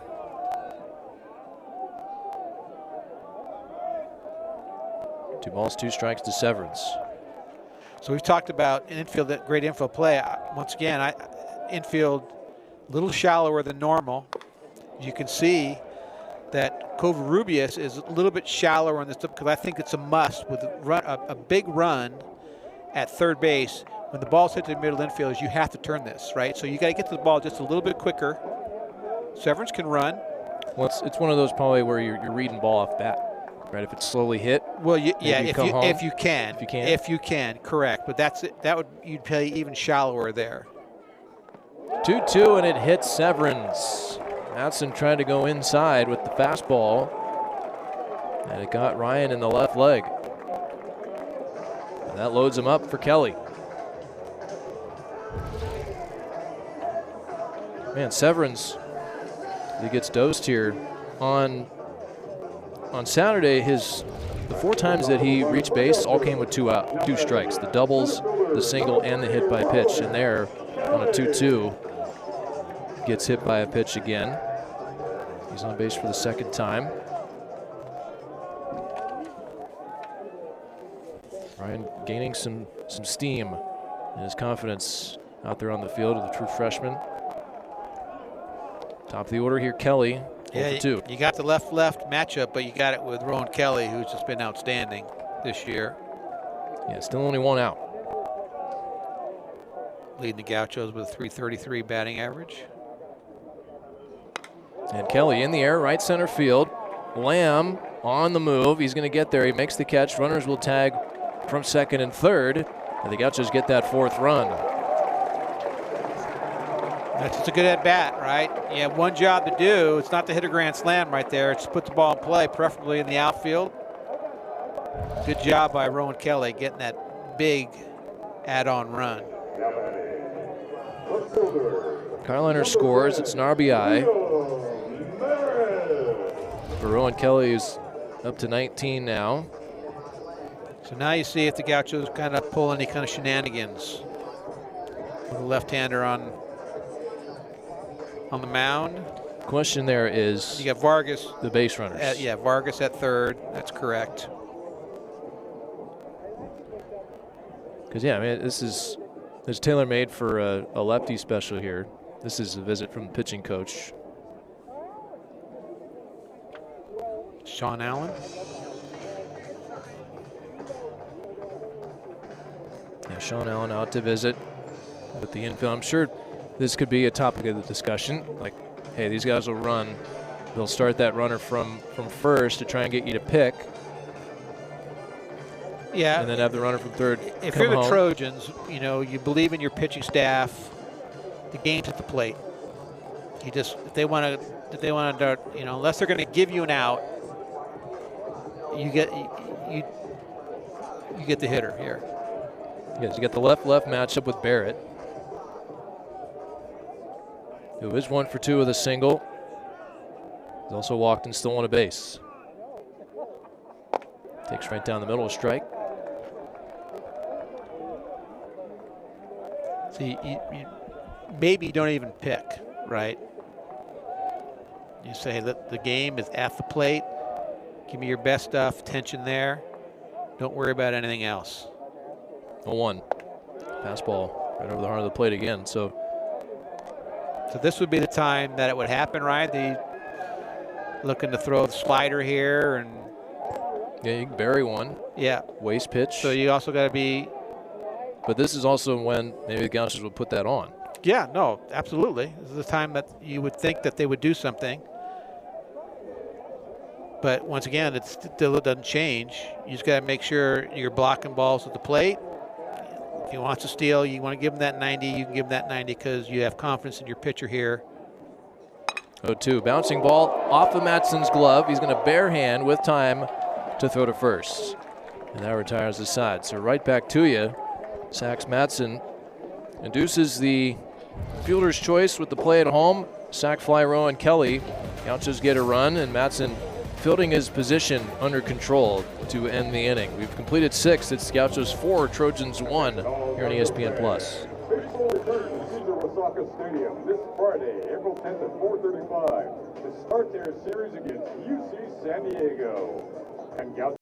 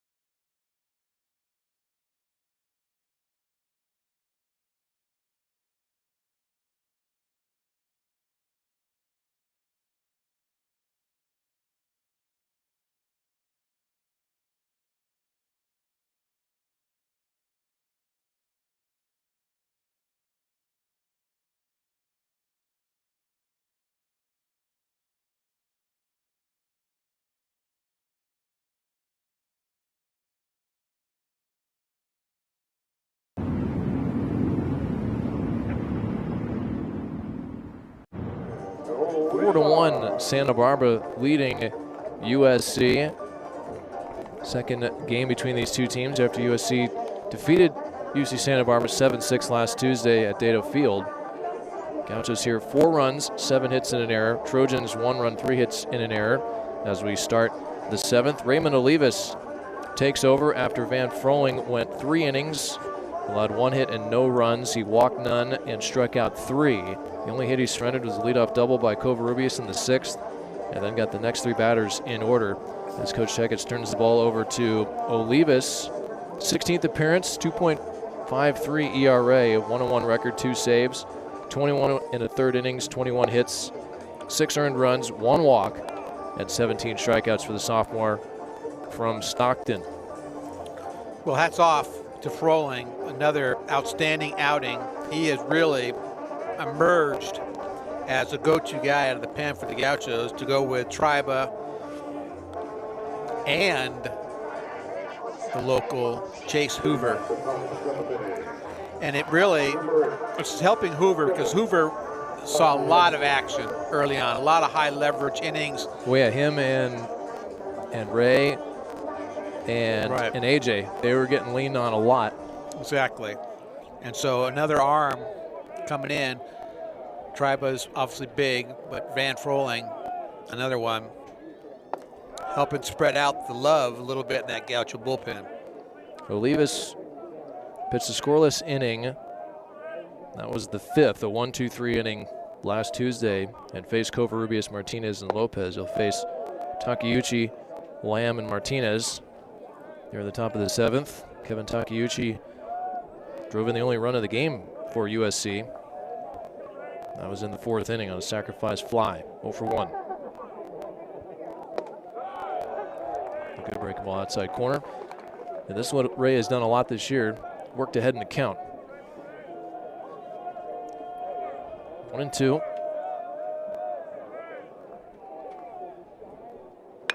On the ground at third, drop step there. Esker spins around, long throw on the money to get Takeuchi for out number 1.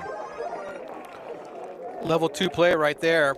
A very good one. All right, the in-between play between an average play and a great play is the one that looks routine, but it's not. That was a tough play that he made look easy. It makes a good, strong throw.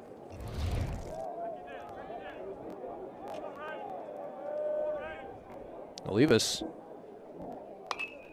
First pitch swinging, Lamb pops it foul.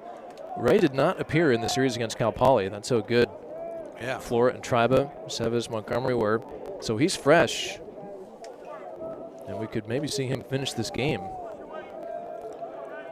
So Lamb from Jay Serra. His dad was a teammate actually with Michael Young. I was talking about being down there at that modern day Santa Margarita game, and a lot of Gauchos down there. Chris Malik coaching Santa Margarita, and Skip Schumacher's son playing for Santa Margarita, and Michael Young, who was there. And I talked with Mike for a while, and it reminds me that he and Mike Lamb were teammates in the big leagues and in high school, close friends. Mike Lamb, 975 career games in the big leagues. Yeah, great player. Oh, look at that. There's Destin. Wave your hand, Destin. Let's go. Or at least smile. There All right, there you go. Atta babe. Atta baby.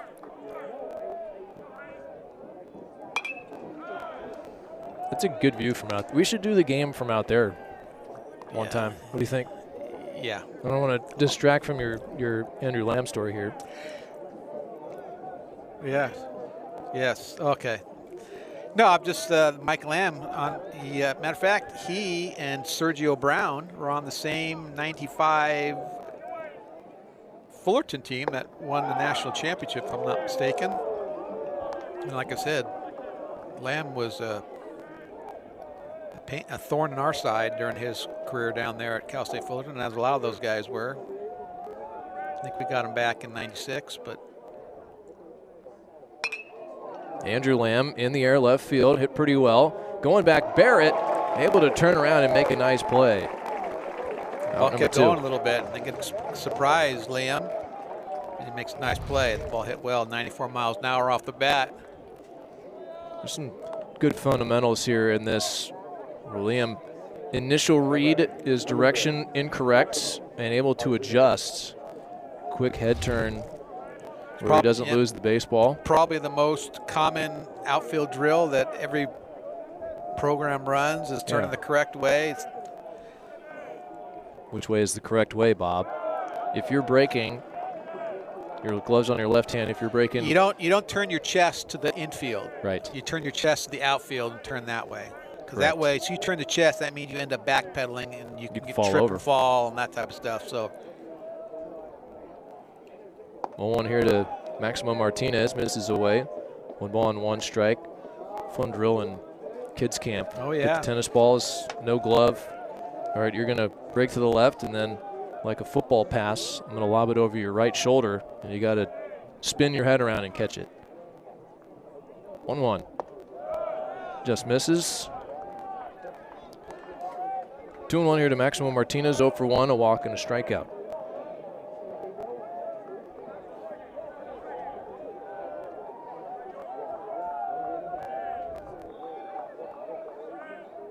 Olivas ready. Delivers a good fastball. 92 right on the black. 2-2.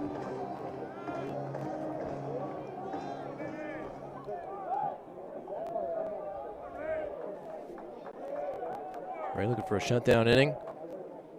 And he swings and misses. Martinez down on strikes. Raymond Olivas comes in and gets the Trojans in order here in the 7th. Preserves the 3-run lead. It's 7th inning stretch time here at the ballpark. Gauchos leading 4-1.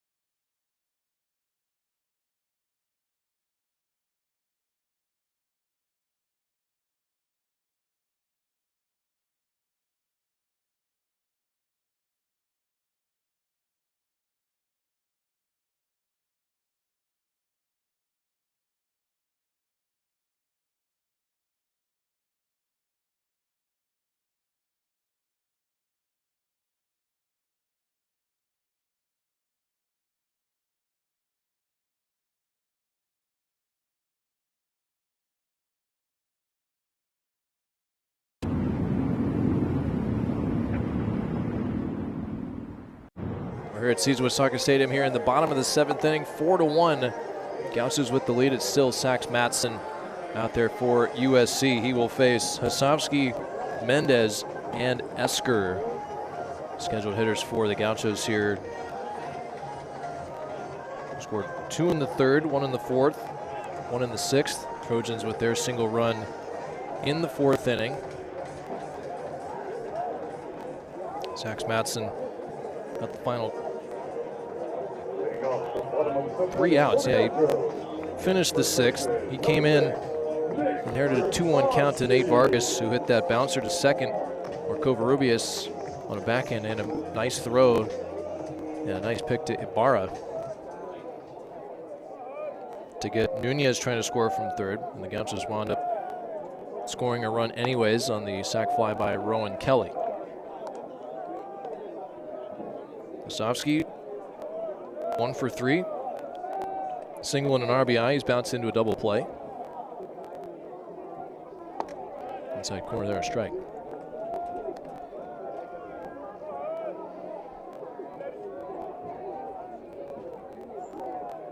We have action around the Big West on this Tuesday. 1-1 in there, a strike. And also some finals from yesterday. Big game tonight at Fullerton. Bruins taking on the Titans. San Diego leading UC Irvine. Bottom of the 2nd, that's 2-1 there. Scoreless in Reno, Davis in Nevada. Scoreless in San Diego, Riverside and San Diego State. CSUN and Pepperdine are tied 2-2. Cal Poly had an early lead on San Jose State as well, as Hasovsky fouls this one away. Yesterday, there were 3 games. Bakersfield 8-1 over Pacific. Cal Baptist, who's 27-6. We'll see them a couple of times. They defeated Long Beach State 10-5, and Davis defeated St. Mary's 4-1. On the ground here towards short, ranging, and under the glove of Risky. That'll be a base hit for Hasovsky. All right, I got to finish my story about the game down at Mater Dei. Not only did I see Andy Stankiewicz and Benny Orloff and Michael Young, Chris Malik, and you didn't see Skip. I didn't see Skip because he's managing, and his son is hurt, so I didn't see him play. I did see Emilio Young, a sophomore at Mater Dei, playing out of position in right field, just like his dad did for me 1 year. But I also saw Dave Licht. That reminded me of that because that's a ball Licht might have played. He was a shortstop for us. Was teammates with, I think he was teammates with Malik at some point. And also Riley Ogle, a great left-handed pitcher for us. So there were Gauchos all over the place. Yeah, at that game. Big event. They played 3-game series, like back-to-back-to-back in high school. Cool. That's not how we did it when I was in Trinity high school. League. That is competitive. That is a pretty darn good league. Yeah, some great baseball game. Got through a 9-inning, a complete game shutout. It was a 1-0 game at Santa Margarita. Chris Malik's squad won. The starter threw a complete game shutout? 9 innings? 9 innings. They played 7. Yeah. He threw 9. Just pitch count wasn't high. I wasn't counting, but I was too busy talking. Who was it? Santa Margarita pitcher. I think that's the guy that Benny was there to see. Somebody was there to see him. That's for sure.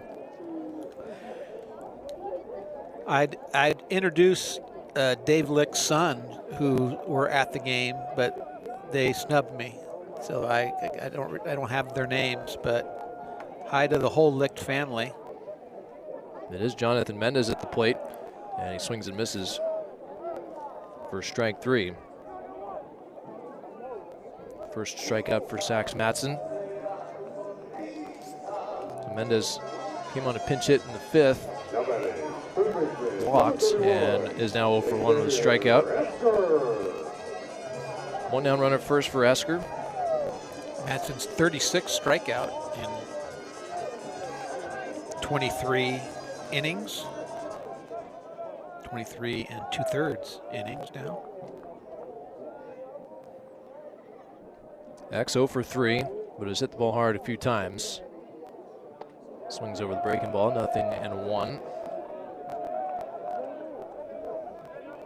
Both his line out to left and his fly ball to center were 100 miles an hour off the bat.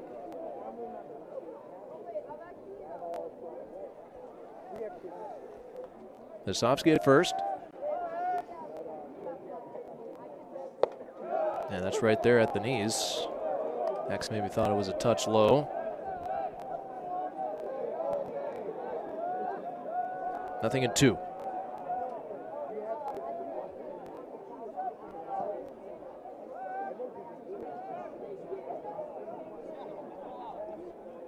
Matt's in trouble with the communication device. We see it at least once a game. PitchCom. At least once a game. Yep, I say at least once. There's some games where we don't, but it certainly has sped up the game. So when it does slow it down, you get like, what the heck's going on here? Everybody's it's terrible. What's going on? Yeah, it's up in arms.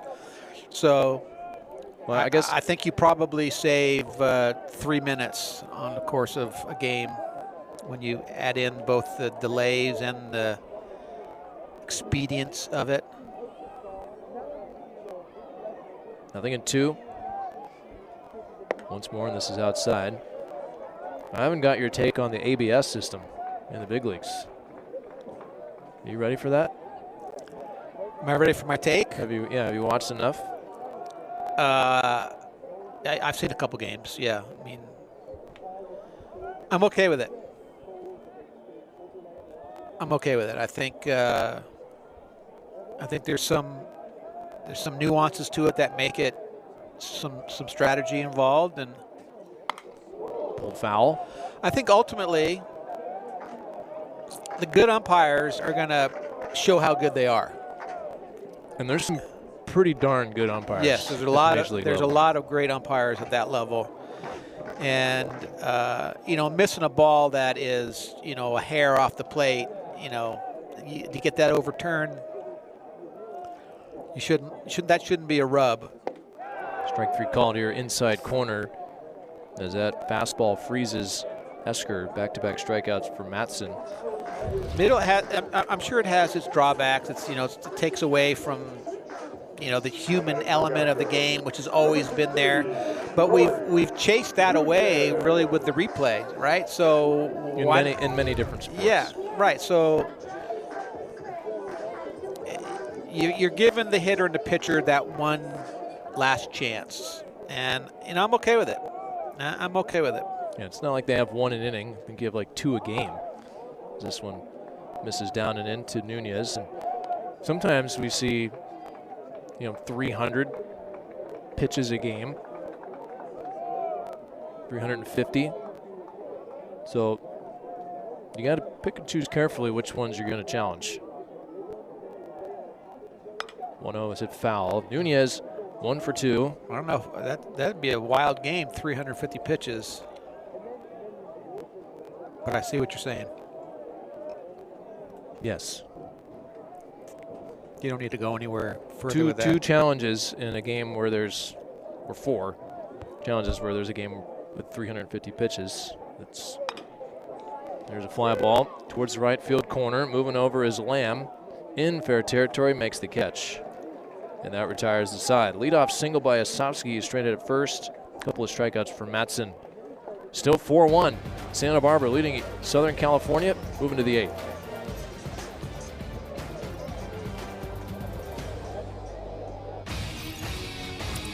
Introducing SportsCenter for you, personalized every single day. Now available on the ESPN app. Powered by your favorites. Hey guys, there's something I want to talk to you about. There's a change in the air. 2 changes. 2 changes. Isn't that where the dog beds go? Yeah. And no matter how perfect things are now, and you don't want them to change, It'll be fine. yeah, that's all I'm saying.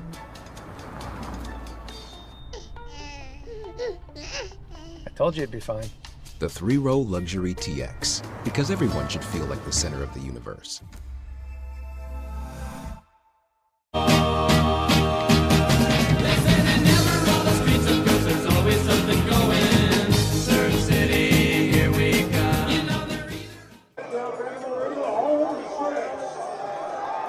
Top of the 8th inning here at Cesar Wasaka Stadium. I think Relish just won for the 2nd time in the hot dog race.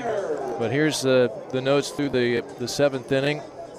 Only run for the Trojans was a sac fly by Kevin Takeuchi. Couple of homers for the Gauchos. Vargas his 2nd, Nunez his 1st. Sac fly as well by Rowan Kelly. And it has been the pitching effort tonight by the Gauchos. Prosky, we saw his season debut in the 1st inning. Crodell for 2, 1 unearned run, and Van Froling 3, and Olivas in the 7th, the 1-2-3 inning. Well, it was what you would expect up to this point, where it'd be pitching dominant with 2 teams that have been pitching dominating the whole season. Yeah, and it's been the names that we've seen a lot. Crodell, Froling, Olivas. Pinch hitter coming up here for SC to hit for Ibarra. Will Stickney.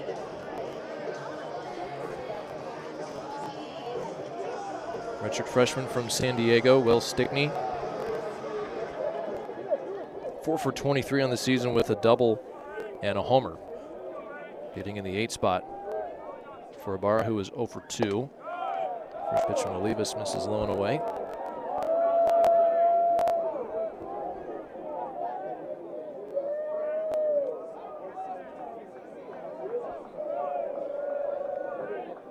Second inning of work for Olivas. And misses low and away again. Nibbling on that outside corner to no avail. 2-0. So the question will be, do they let Olivas go a 3rd inning if this goes well? They got some arms in the pen, obviously. Just off the plate away again. And it's 3-0. Stickney from La Jolla Country Day High School.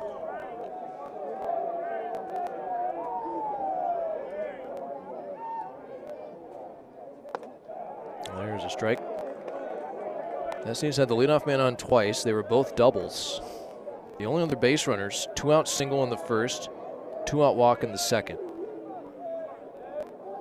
4 base runners total for the Trojans. 3-1. Popped out of play. Runs count full.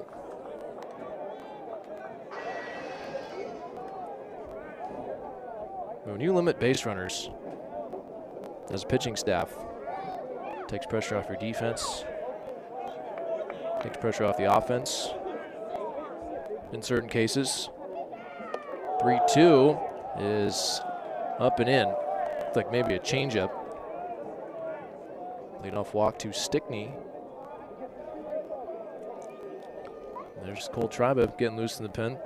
Might provide a little bit of evidence to your answer that you're seeking. If you're going to get him up, you're going to get him in the game. I think you're not going to have him. Well, so here's the school of thought, I think, with Chex and DJ. One, they want to win every game, right?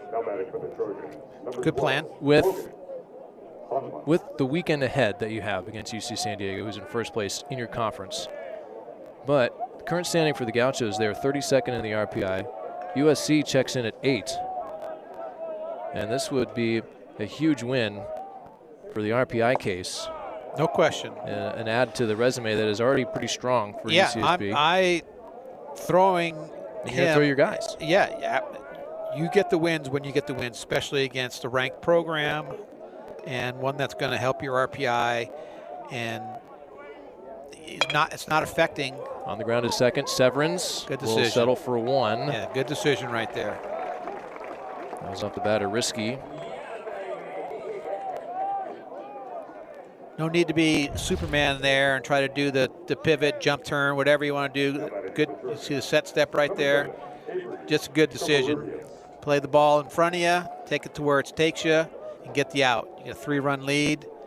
You got a good staff. And that was not risky. That was Logan Hanma hitting for SC in the 9 spot. Apologies that I missed that. So Hanma bounces out 4-3, and here's a bunt attempt by Covarrubias. Top of the order with a runner at second. Tying run in the on-deck circle for the Trojans. Don't want to see Adrian Lopez here in this inning. He's in the deep hole. Cadena would be next. Runner at second with 1 out. Covarrubias doubled in the 6th. Takes the one away, ball and a strike. Well, you know, I'm 0 for 1 today with my pitching moves, but you are going to see Triba in this game.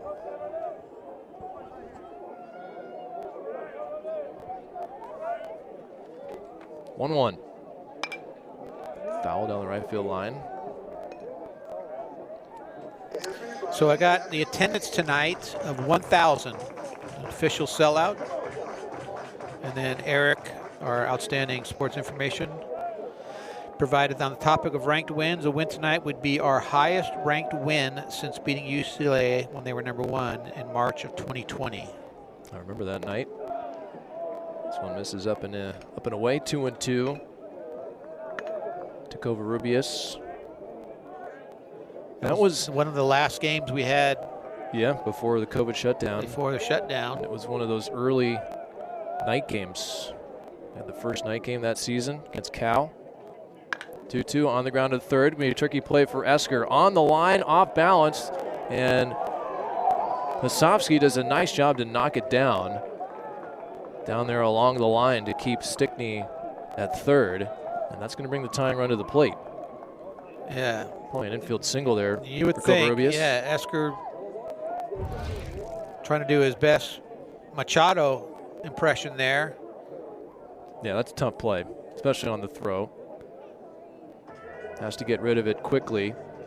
And you saw Triba in the pen. Gauchos are going to go to Cole Triba here. Olivas, 1-2-3 7th, the leadoff walk here in the 8th. And the Trojans knocking on the door, trailing by 3. Cole Triba coming on for the Gauchos, potentially for a 5-out save.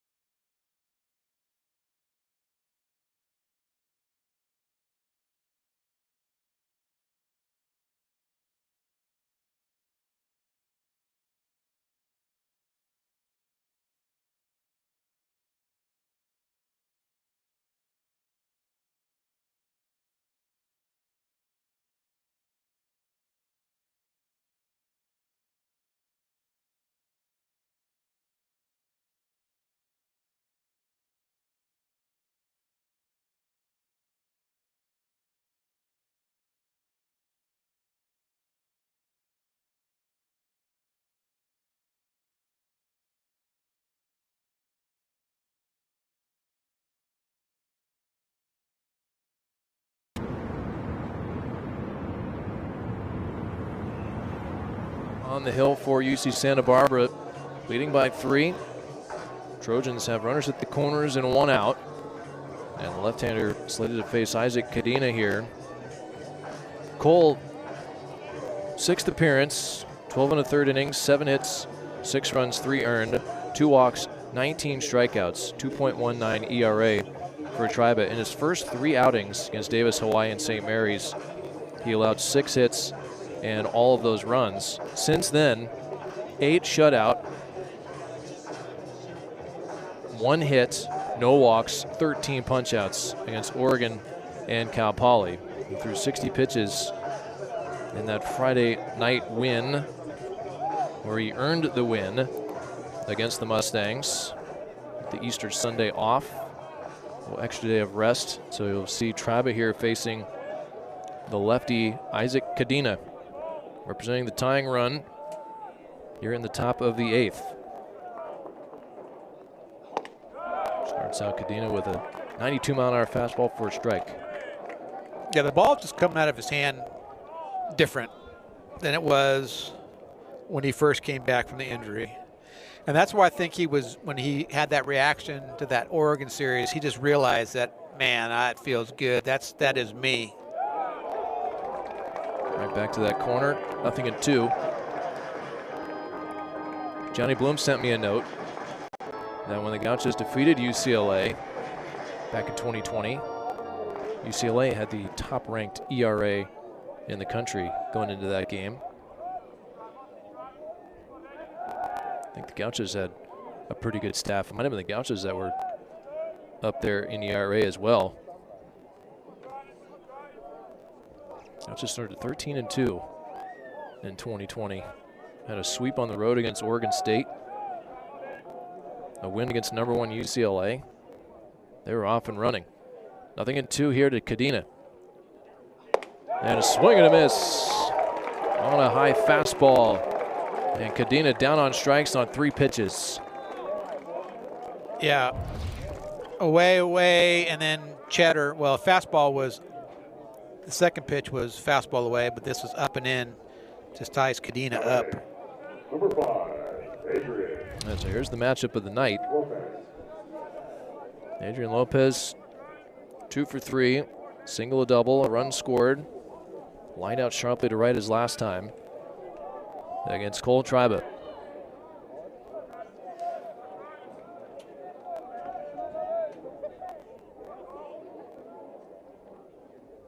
This one way outside. So Lopez ahead in the count here, representing the tying run. Sun setting here in Santa Barbara.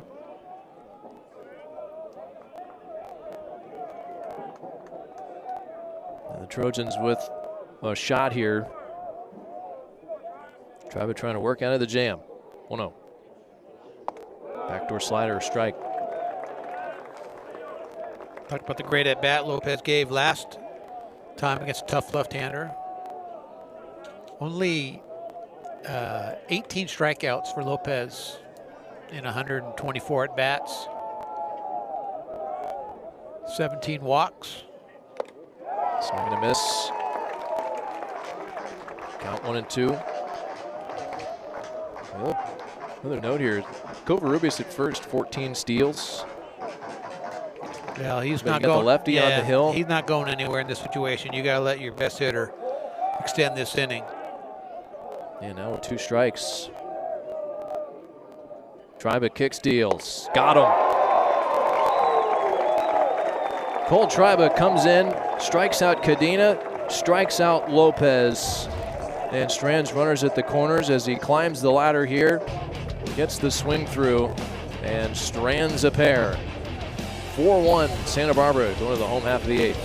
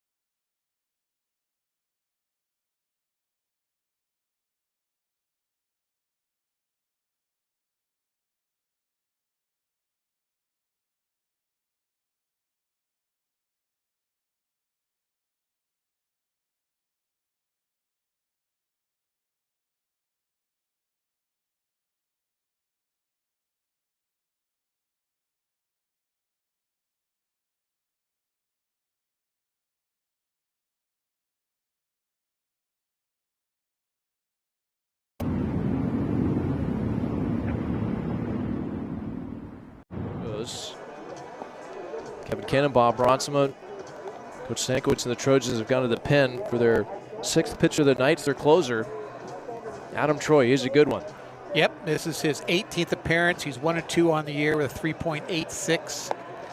He has 9 saves, 18 2/3 innings pitched, 16 hits, 10 runs, 8 of those are earned, 21 strikeouts, 9 walks. Opponents hitting .222 against Adam Troy. A transfer from Pepperdine, where he had a great year there with 6 saves. And he got the save last week in an inning and a third. He did allow a run in the 9th. That was after a Rowan Kelly double. And a sacrifice fly by Cullen Bazizo. He will face Carliner, Vargas, Severance. 7, 8, and 9. But the Gauchos here in the bottom of the 8th. Troy going to be 92 to 95. Curveball, slider, and changeup. Fastball, slider first. First pitch swinging Carliner. Bouncer to the new shortstop. That is Dean Carpentier. Takes care of that one.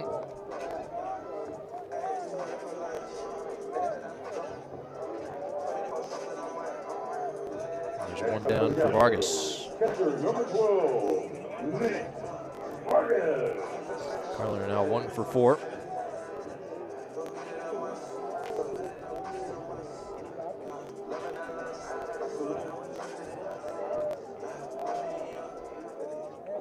And throwing A.J. Cordell, middle of the picture. Olivas also on the right.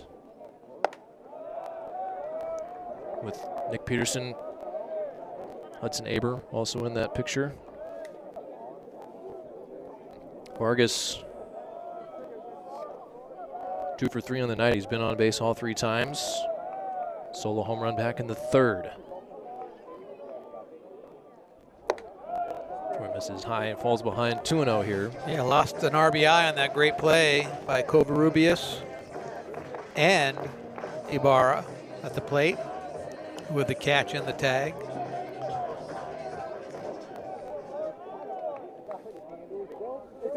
Fairly sure now behind the plate for the Trojans. Richard Tejeda. Foul tip for strike 1.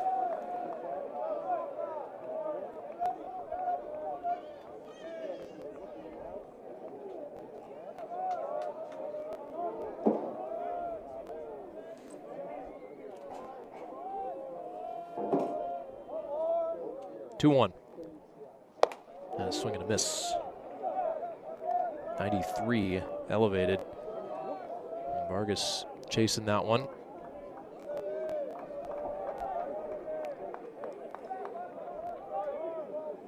Gauchos have a little construction of their own going on, just not at the park. Just affects traffic.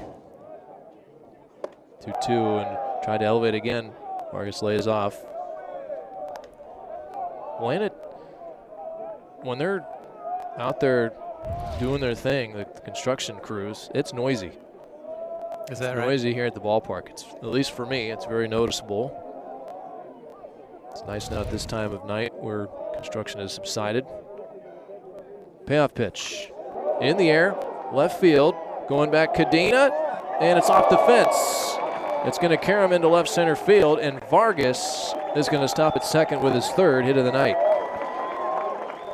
Well, another encouraging sign that he goes oppo, almost takes it out of the yard. Oppo hits the bottom of the fence. Another great momentum turn for the Gauchos. Not just with the 1-out double, but a guy who you count on to be a bat. Yeah, 106 the other way. Yeah. 357 feet, the base of the fence. Man, that one was almost snuck out of here. So Vargas, a homer, a double, and a single here tonight. And here's Severance with 1 out. And a runner at second. Head of the count here, 1-0.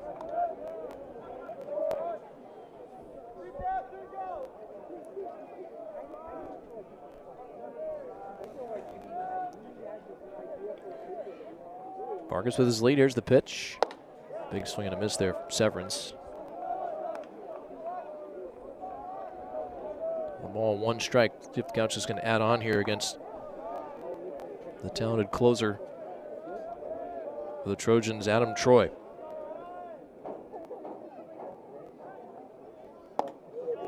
Half swing there. 1-2.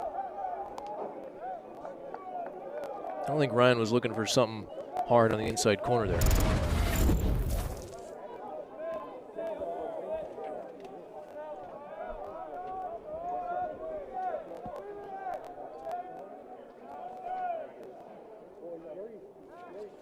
Two from Troy, fouled away. Oh, he's looking fastball there. 95, kind of right down the middle.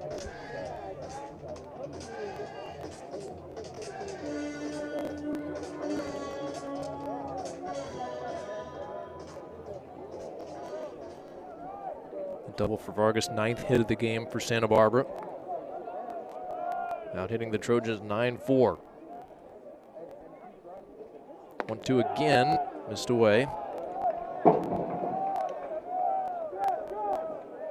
Richard Tejeda behind the plate.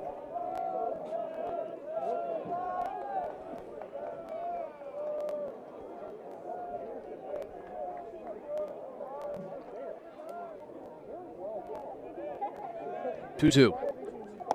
That's in there. Strike 3 called. Breaking ball freezes Severance for out number 2.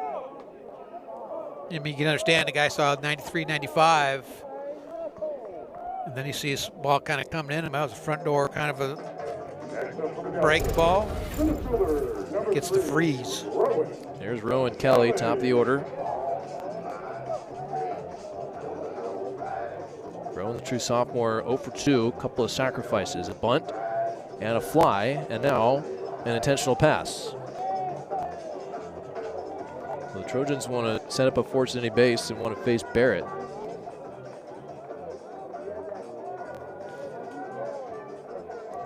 Barrett's reached a couple times himself. But not the amount of bats. Understandable move right here. Kelly, the top hitter for the Gauchos. Now we're going to get a timeout. Coach Montino wanted to talk things over with his left fielder, also a true sophomore. Cal Poly, I mentioned they were leading San Jose State. It's 8-1, bottom 5 at Baguette. Cecil in a tight one with Pepperdine, 3-2. Right now, Cal State Fullerton, top 4, leading UCLA, 3-2. Bruins have a long winning streak of their own going on right now. I think it's 19 games. San Diego State leading Riverside 1-0, top 6. Davis up on Nevada 7-1, top 3. And Irvine trailing USD 2-1, top of the 4th. Across the Big West, 4-1 here. And Liam Barrett, after the intentional walk, will face Troy with runners at first and second. Takes down and in.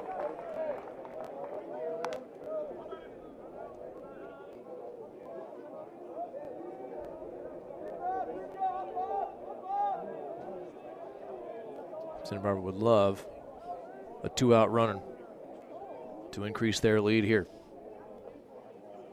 Barrett, soft liner, center field. That's going to fall for a base hit.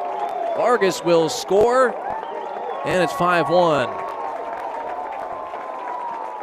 Well, the big insurance run. You don't walk Kelly to get to Liam Barrett, I'll tell you that much. He comes through every time in that situation this year. Great take there from my partner. Second hit of the day for Liam Barrett, who's swinging a good stick. RBI number 3. He is 2 for 4. Gauchos add to the lead. It's 5-1. On the play, Kelly went to third, so first and third for Hosovsky, who is 2 for 4, a couple of singles. Takes the break them all, 0-1.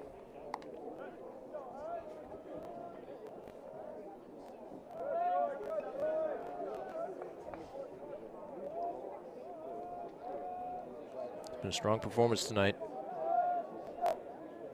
by the Gauchos in the Isla Vista jerseys. Inside corner strike here. It's nothing at 2. Got to give a quick shout out to Elgin Lowe, who's listening up in the Bay Area, I believe. That's where he still is. Appreciate the text. Love you too, man.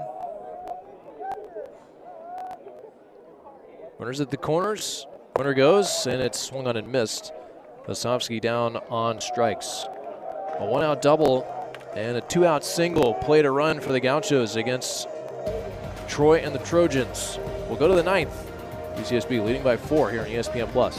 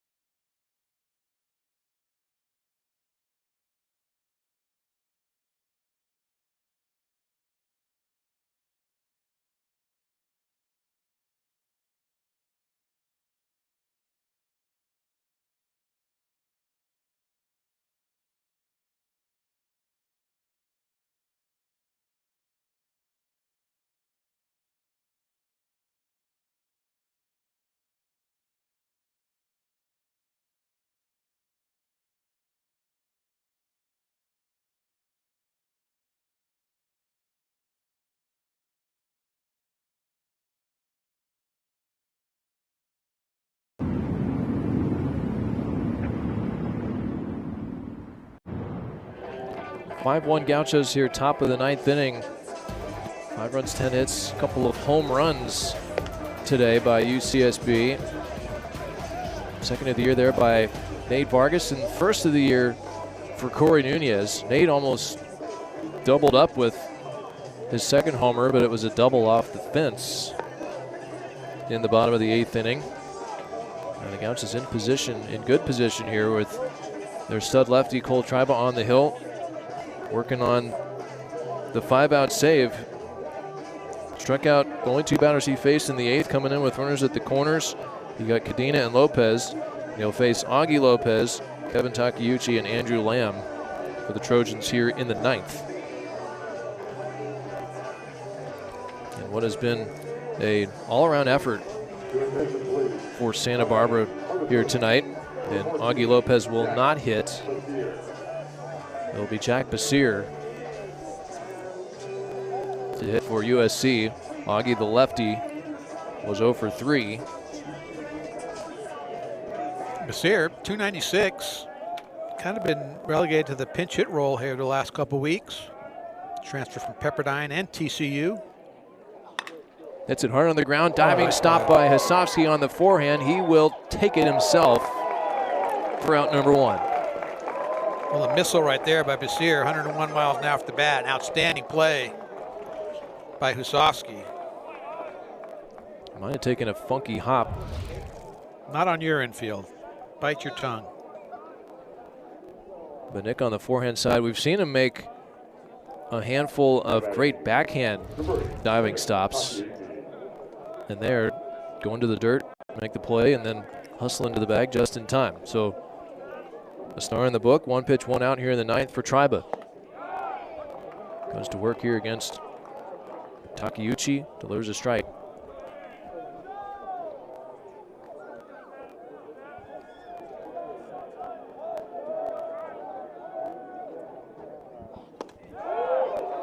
And quickly ahead here, 0-2.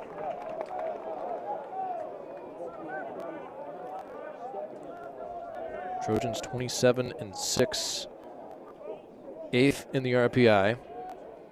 0-2, a little soft liner, right field, and Carliner doesn't want to take any chances. It's a base hit for Takeuchi. That got in on him, ball not hit hard. Kind of up. Potential dive play, but not in that situation.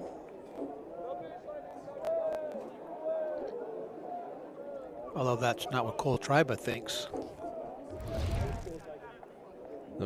The pinch hitter coming up here, Now batting for the Trojans, Walter Urban. 16, Walter Urban. Urban, a freshman from Manhattan Beach. He did appear in the game last week. 1 for 3 on the season. The Trojans 8th in the RPI. They're finishing up a stretch where they played 7 of 8 on the road. They will host Iowa conference game at Dato this weekend, Friday, Saturday, and Sunday, before going back out on the road for 5 straight. Long Beach State and Fullerton in midweeks. They will go to Lincoln, Nebraska. That's a big matchup. Yes. Against the team that's just ahead of them right now in the standings. The Cornhuskers are 26-7. They lost today, 5-3 to Kansas. Conference game. Yeah, but 11-1 non-conference game.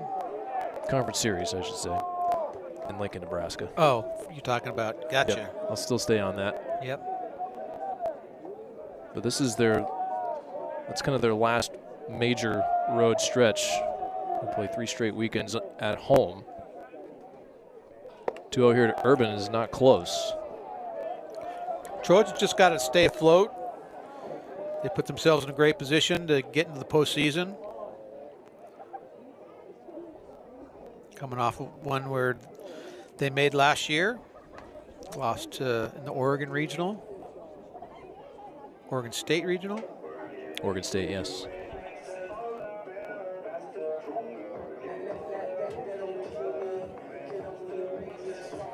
Gauchos, we mentioned they will host UC San Diego here this weekend and then have a tough road stretch of their own. They'll be at #1 UCLA next Tuesday.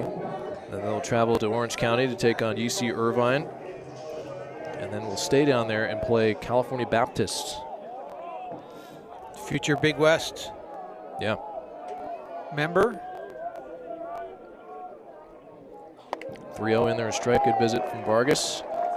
But yeah, for the Gauchos ahead, I mean, 2 large RPI games, UCLA and Bale Baptist on the road, and then of course UC Irvine, who we mentioned has won 5 in a row in conference play, to get to 6-6.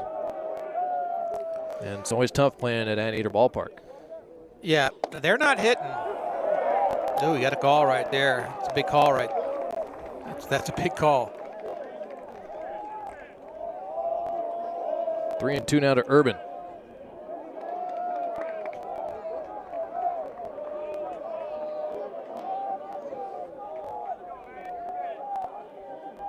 Tribe is payoff. That's low.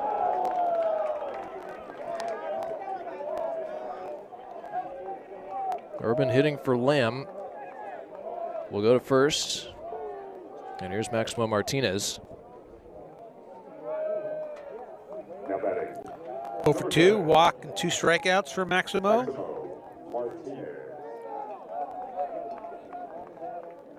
Sophomore from Miracosta High School. 292 coming in.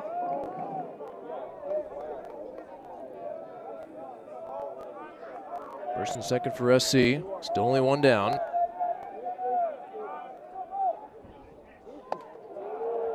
Changeup is away. It's 1-0 to Martinez, who is 0 for 2. A couple of strikeouts and a walk.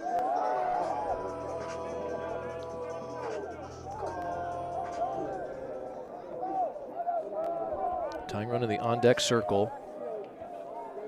Still life for USC. This is cued. Going to be a tricky play. Tribe will barehand and shovel to first for out number 2.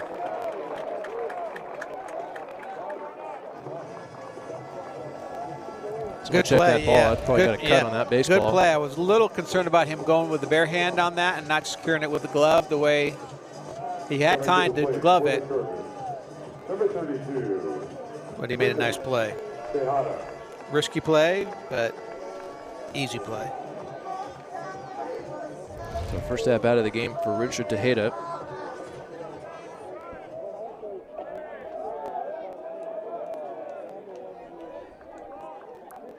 Tejeda hitting .250, and he grounds it to third. Esker near the bag, the awkward throw, and that's the ball game. Cole Triba strands a pair here in the 9th, and UC Santa Barbara levels the season series with the Trojans, each team winning at home. 5-1 the final here tonight. 5 runs, 10 hits, and an error for UC Santa Barbara. A run, 5 hits, and an error for USC. Winning pitcher would be A.J. Crodell, which would send his record to 2-2. And the losing pitcher tonight is Chase Harrell, who won last Tuesday, and he loses this one. He goes to 3-2 on the season. With the win, Gauchos go to 10 games above 500 at 20-10. They have won 4 straight. SC has lost 4 straight, and they fall to 26-8. I thought it was a good ball game from start to finish, Bob. Gauchos got a couple of homers. They were doing multiple things offensively, and their names out of the pen came in and showed up. Yeah, clean game, and it's a game that we've seen the good Gauchos play all year, right? You get good pitching, timely hitting, got some long balls in there, and a 5-1 game against a really good team. But the Gauchos played a clean game, and it continues that positive momentum that they built this weekend. Yeah, we'll see where they go RPI-wise with this win against a top 10 RPI team in USC. Cole Triba gets the save, a 5-out save, his first of the year. He went an inning and 2/3, struck out a pair. We also saw the season debut of Calvin Prosky threw a clean inning in the first with 1 hit. He struck out 1. We will see him again soon. And you feel like the Gauchos are gaining some momentum after 30 games. You had a hot spell to start, and you had a cold spell, and now you're starting to find yourself. I just think they've discovered a bit of an identity. I think they didn't really know who they were for a couple weeks there, and they are finding their identity with this win here. Everything came easy to them earlier in the season, and then they got punched in the face and they didn't respond. So now they've responded and they feel good about it, and that's what you want to do, and you want to come out of those things feeling good about where you're at. Trojans host Iowa this weekend. Gauchos will host UC San Diego. We'll be back here hopefully on Friday. Stay tuned. Weather pending.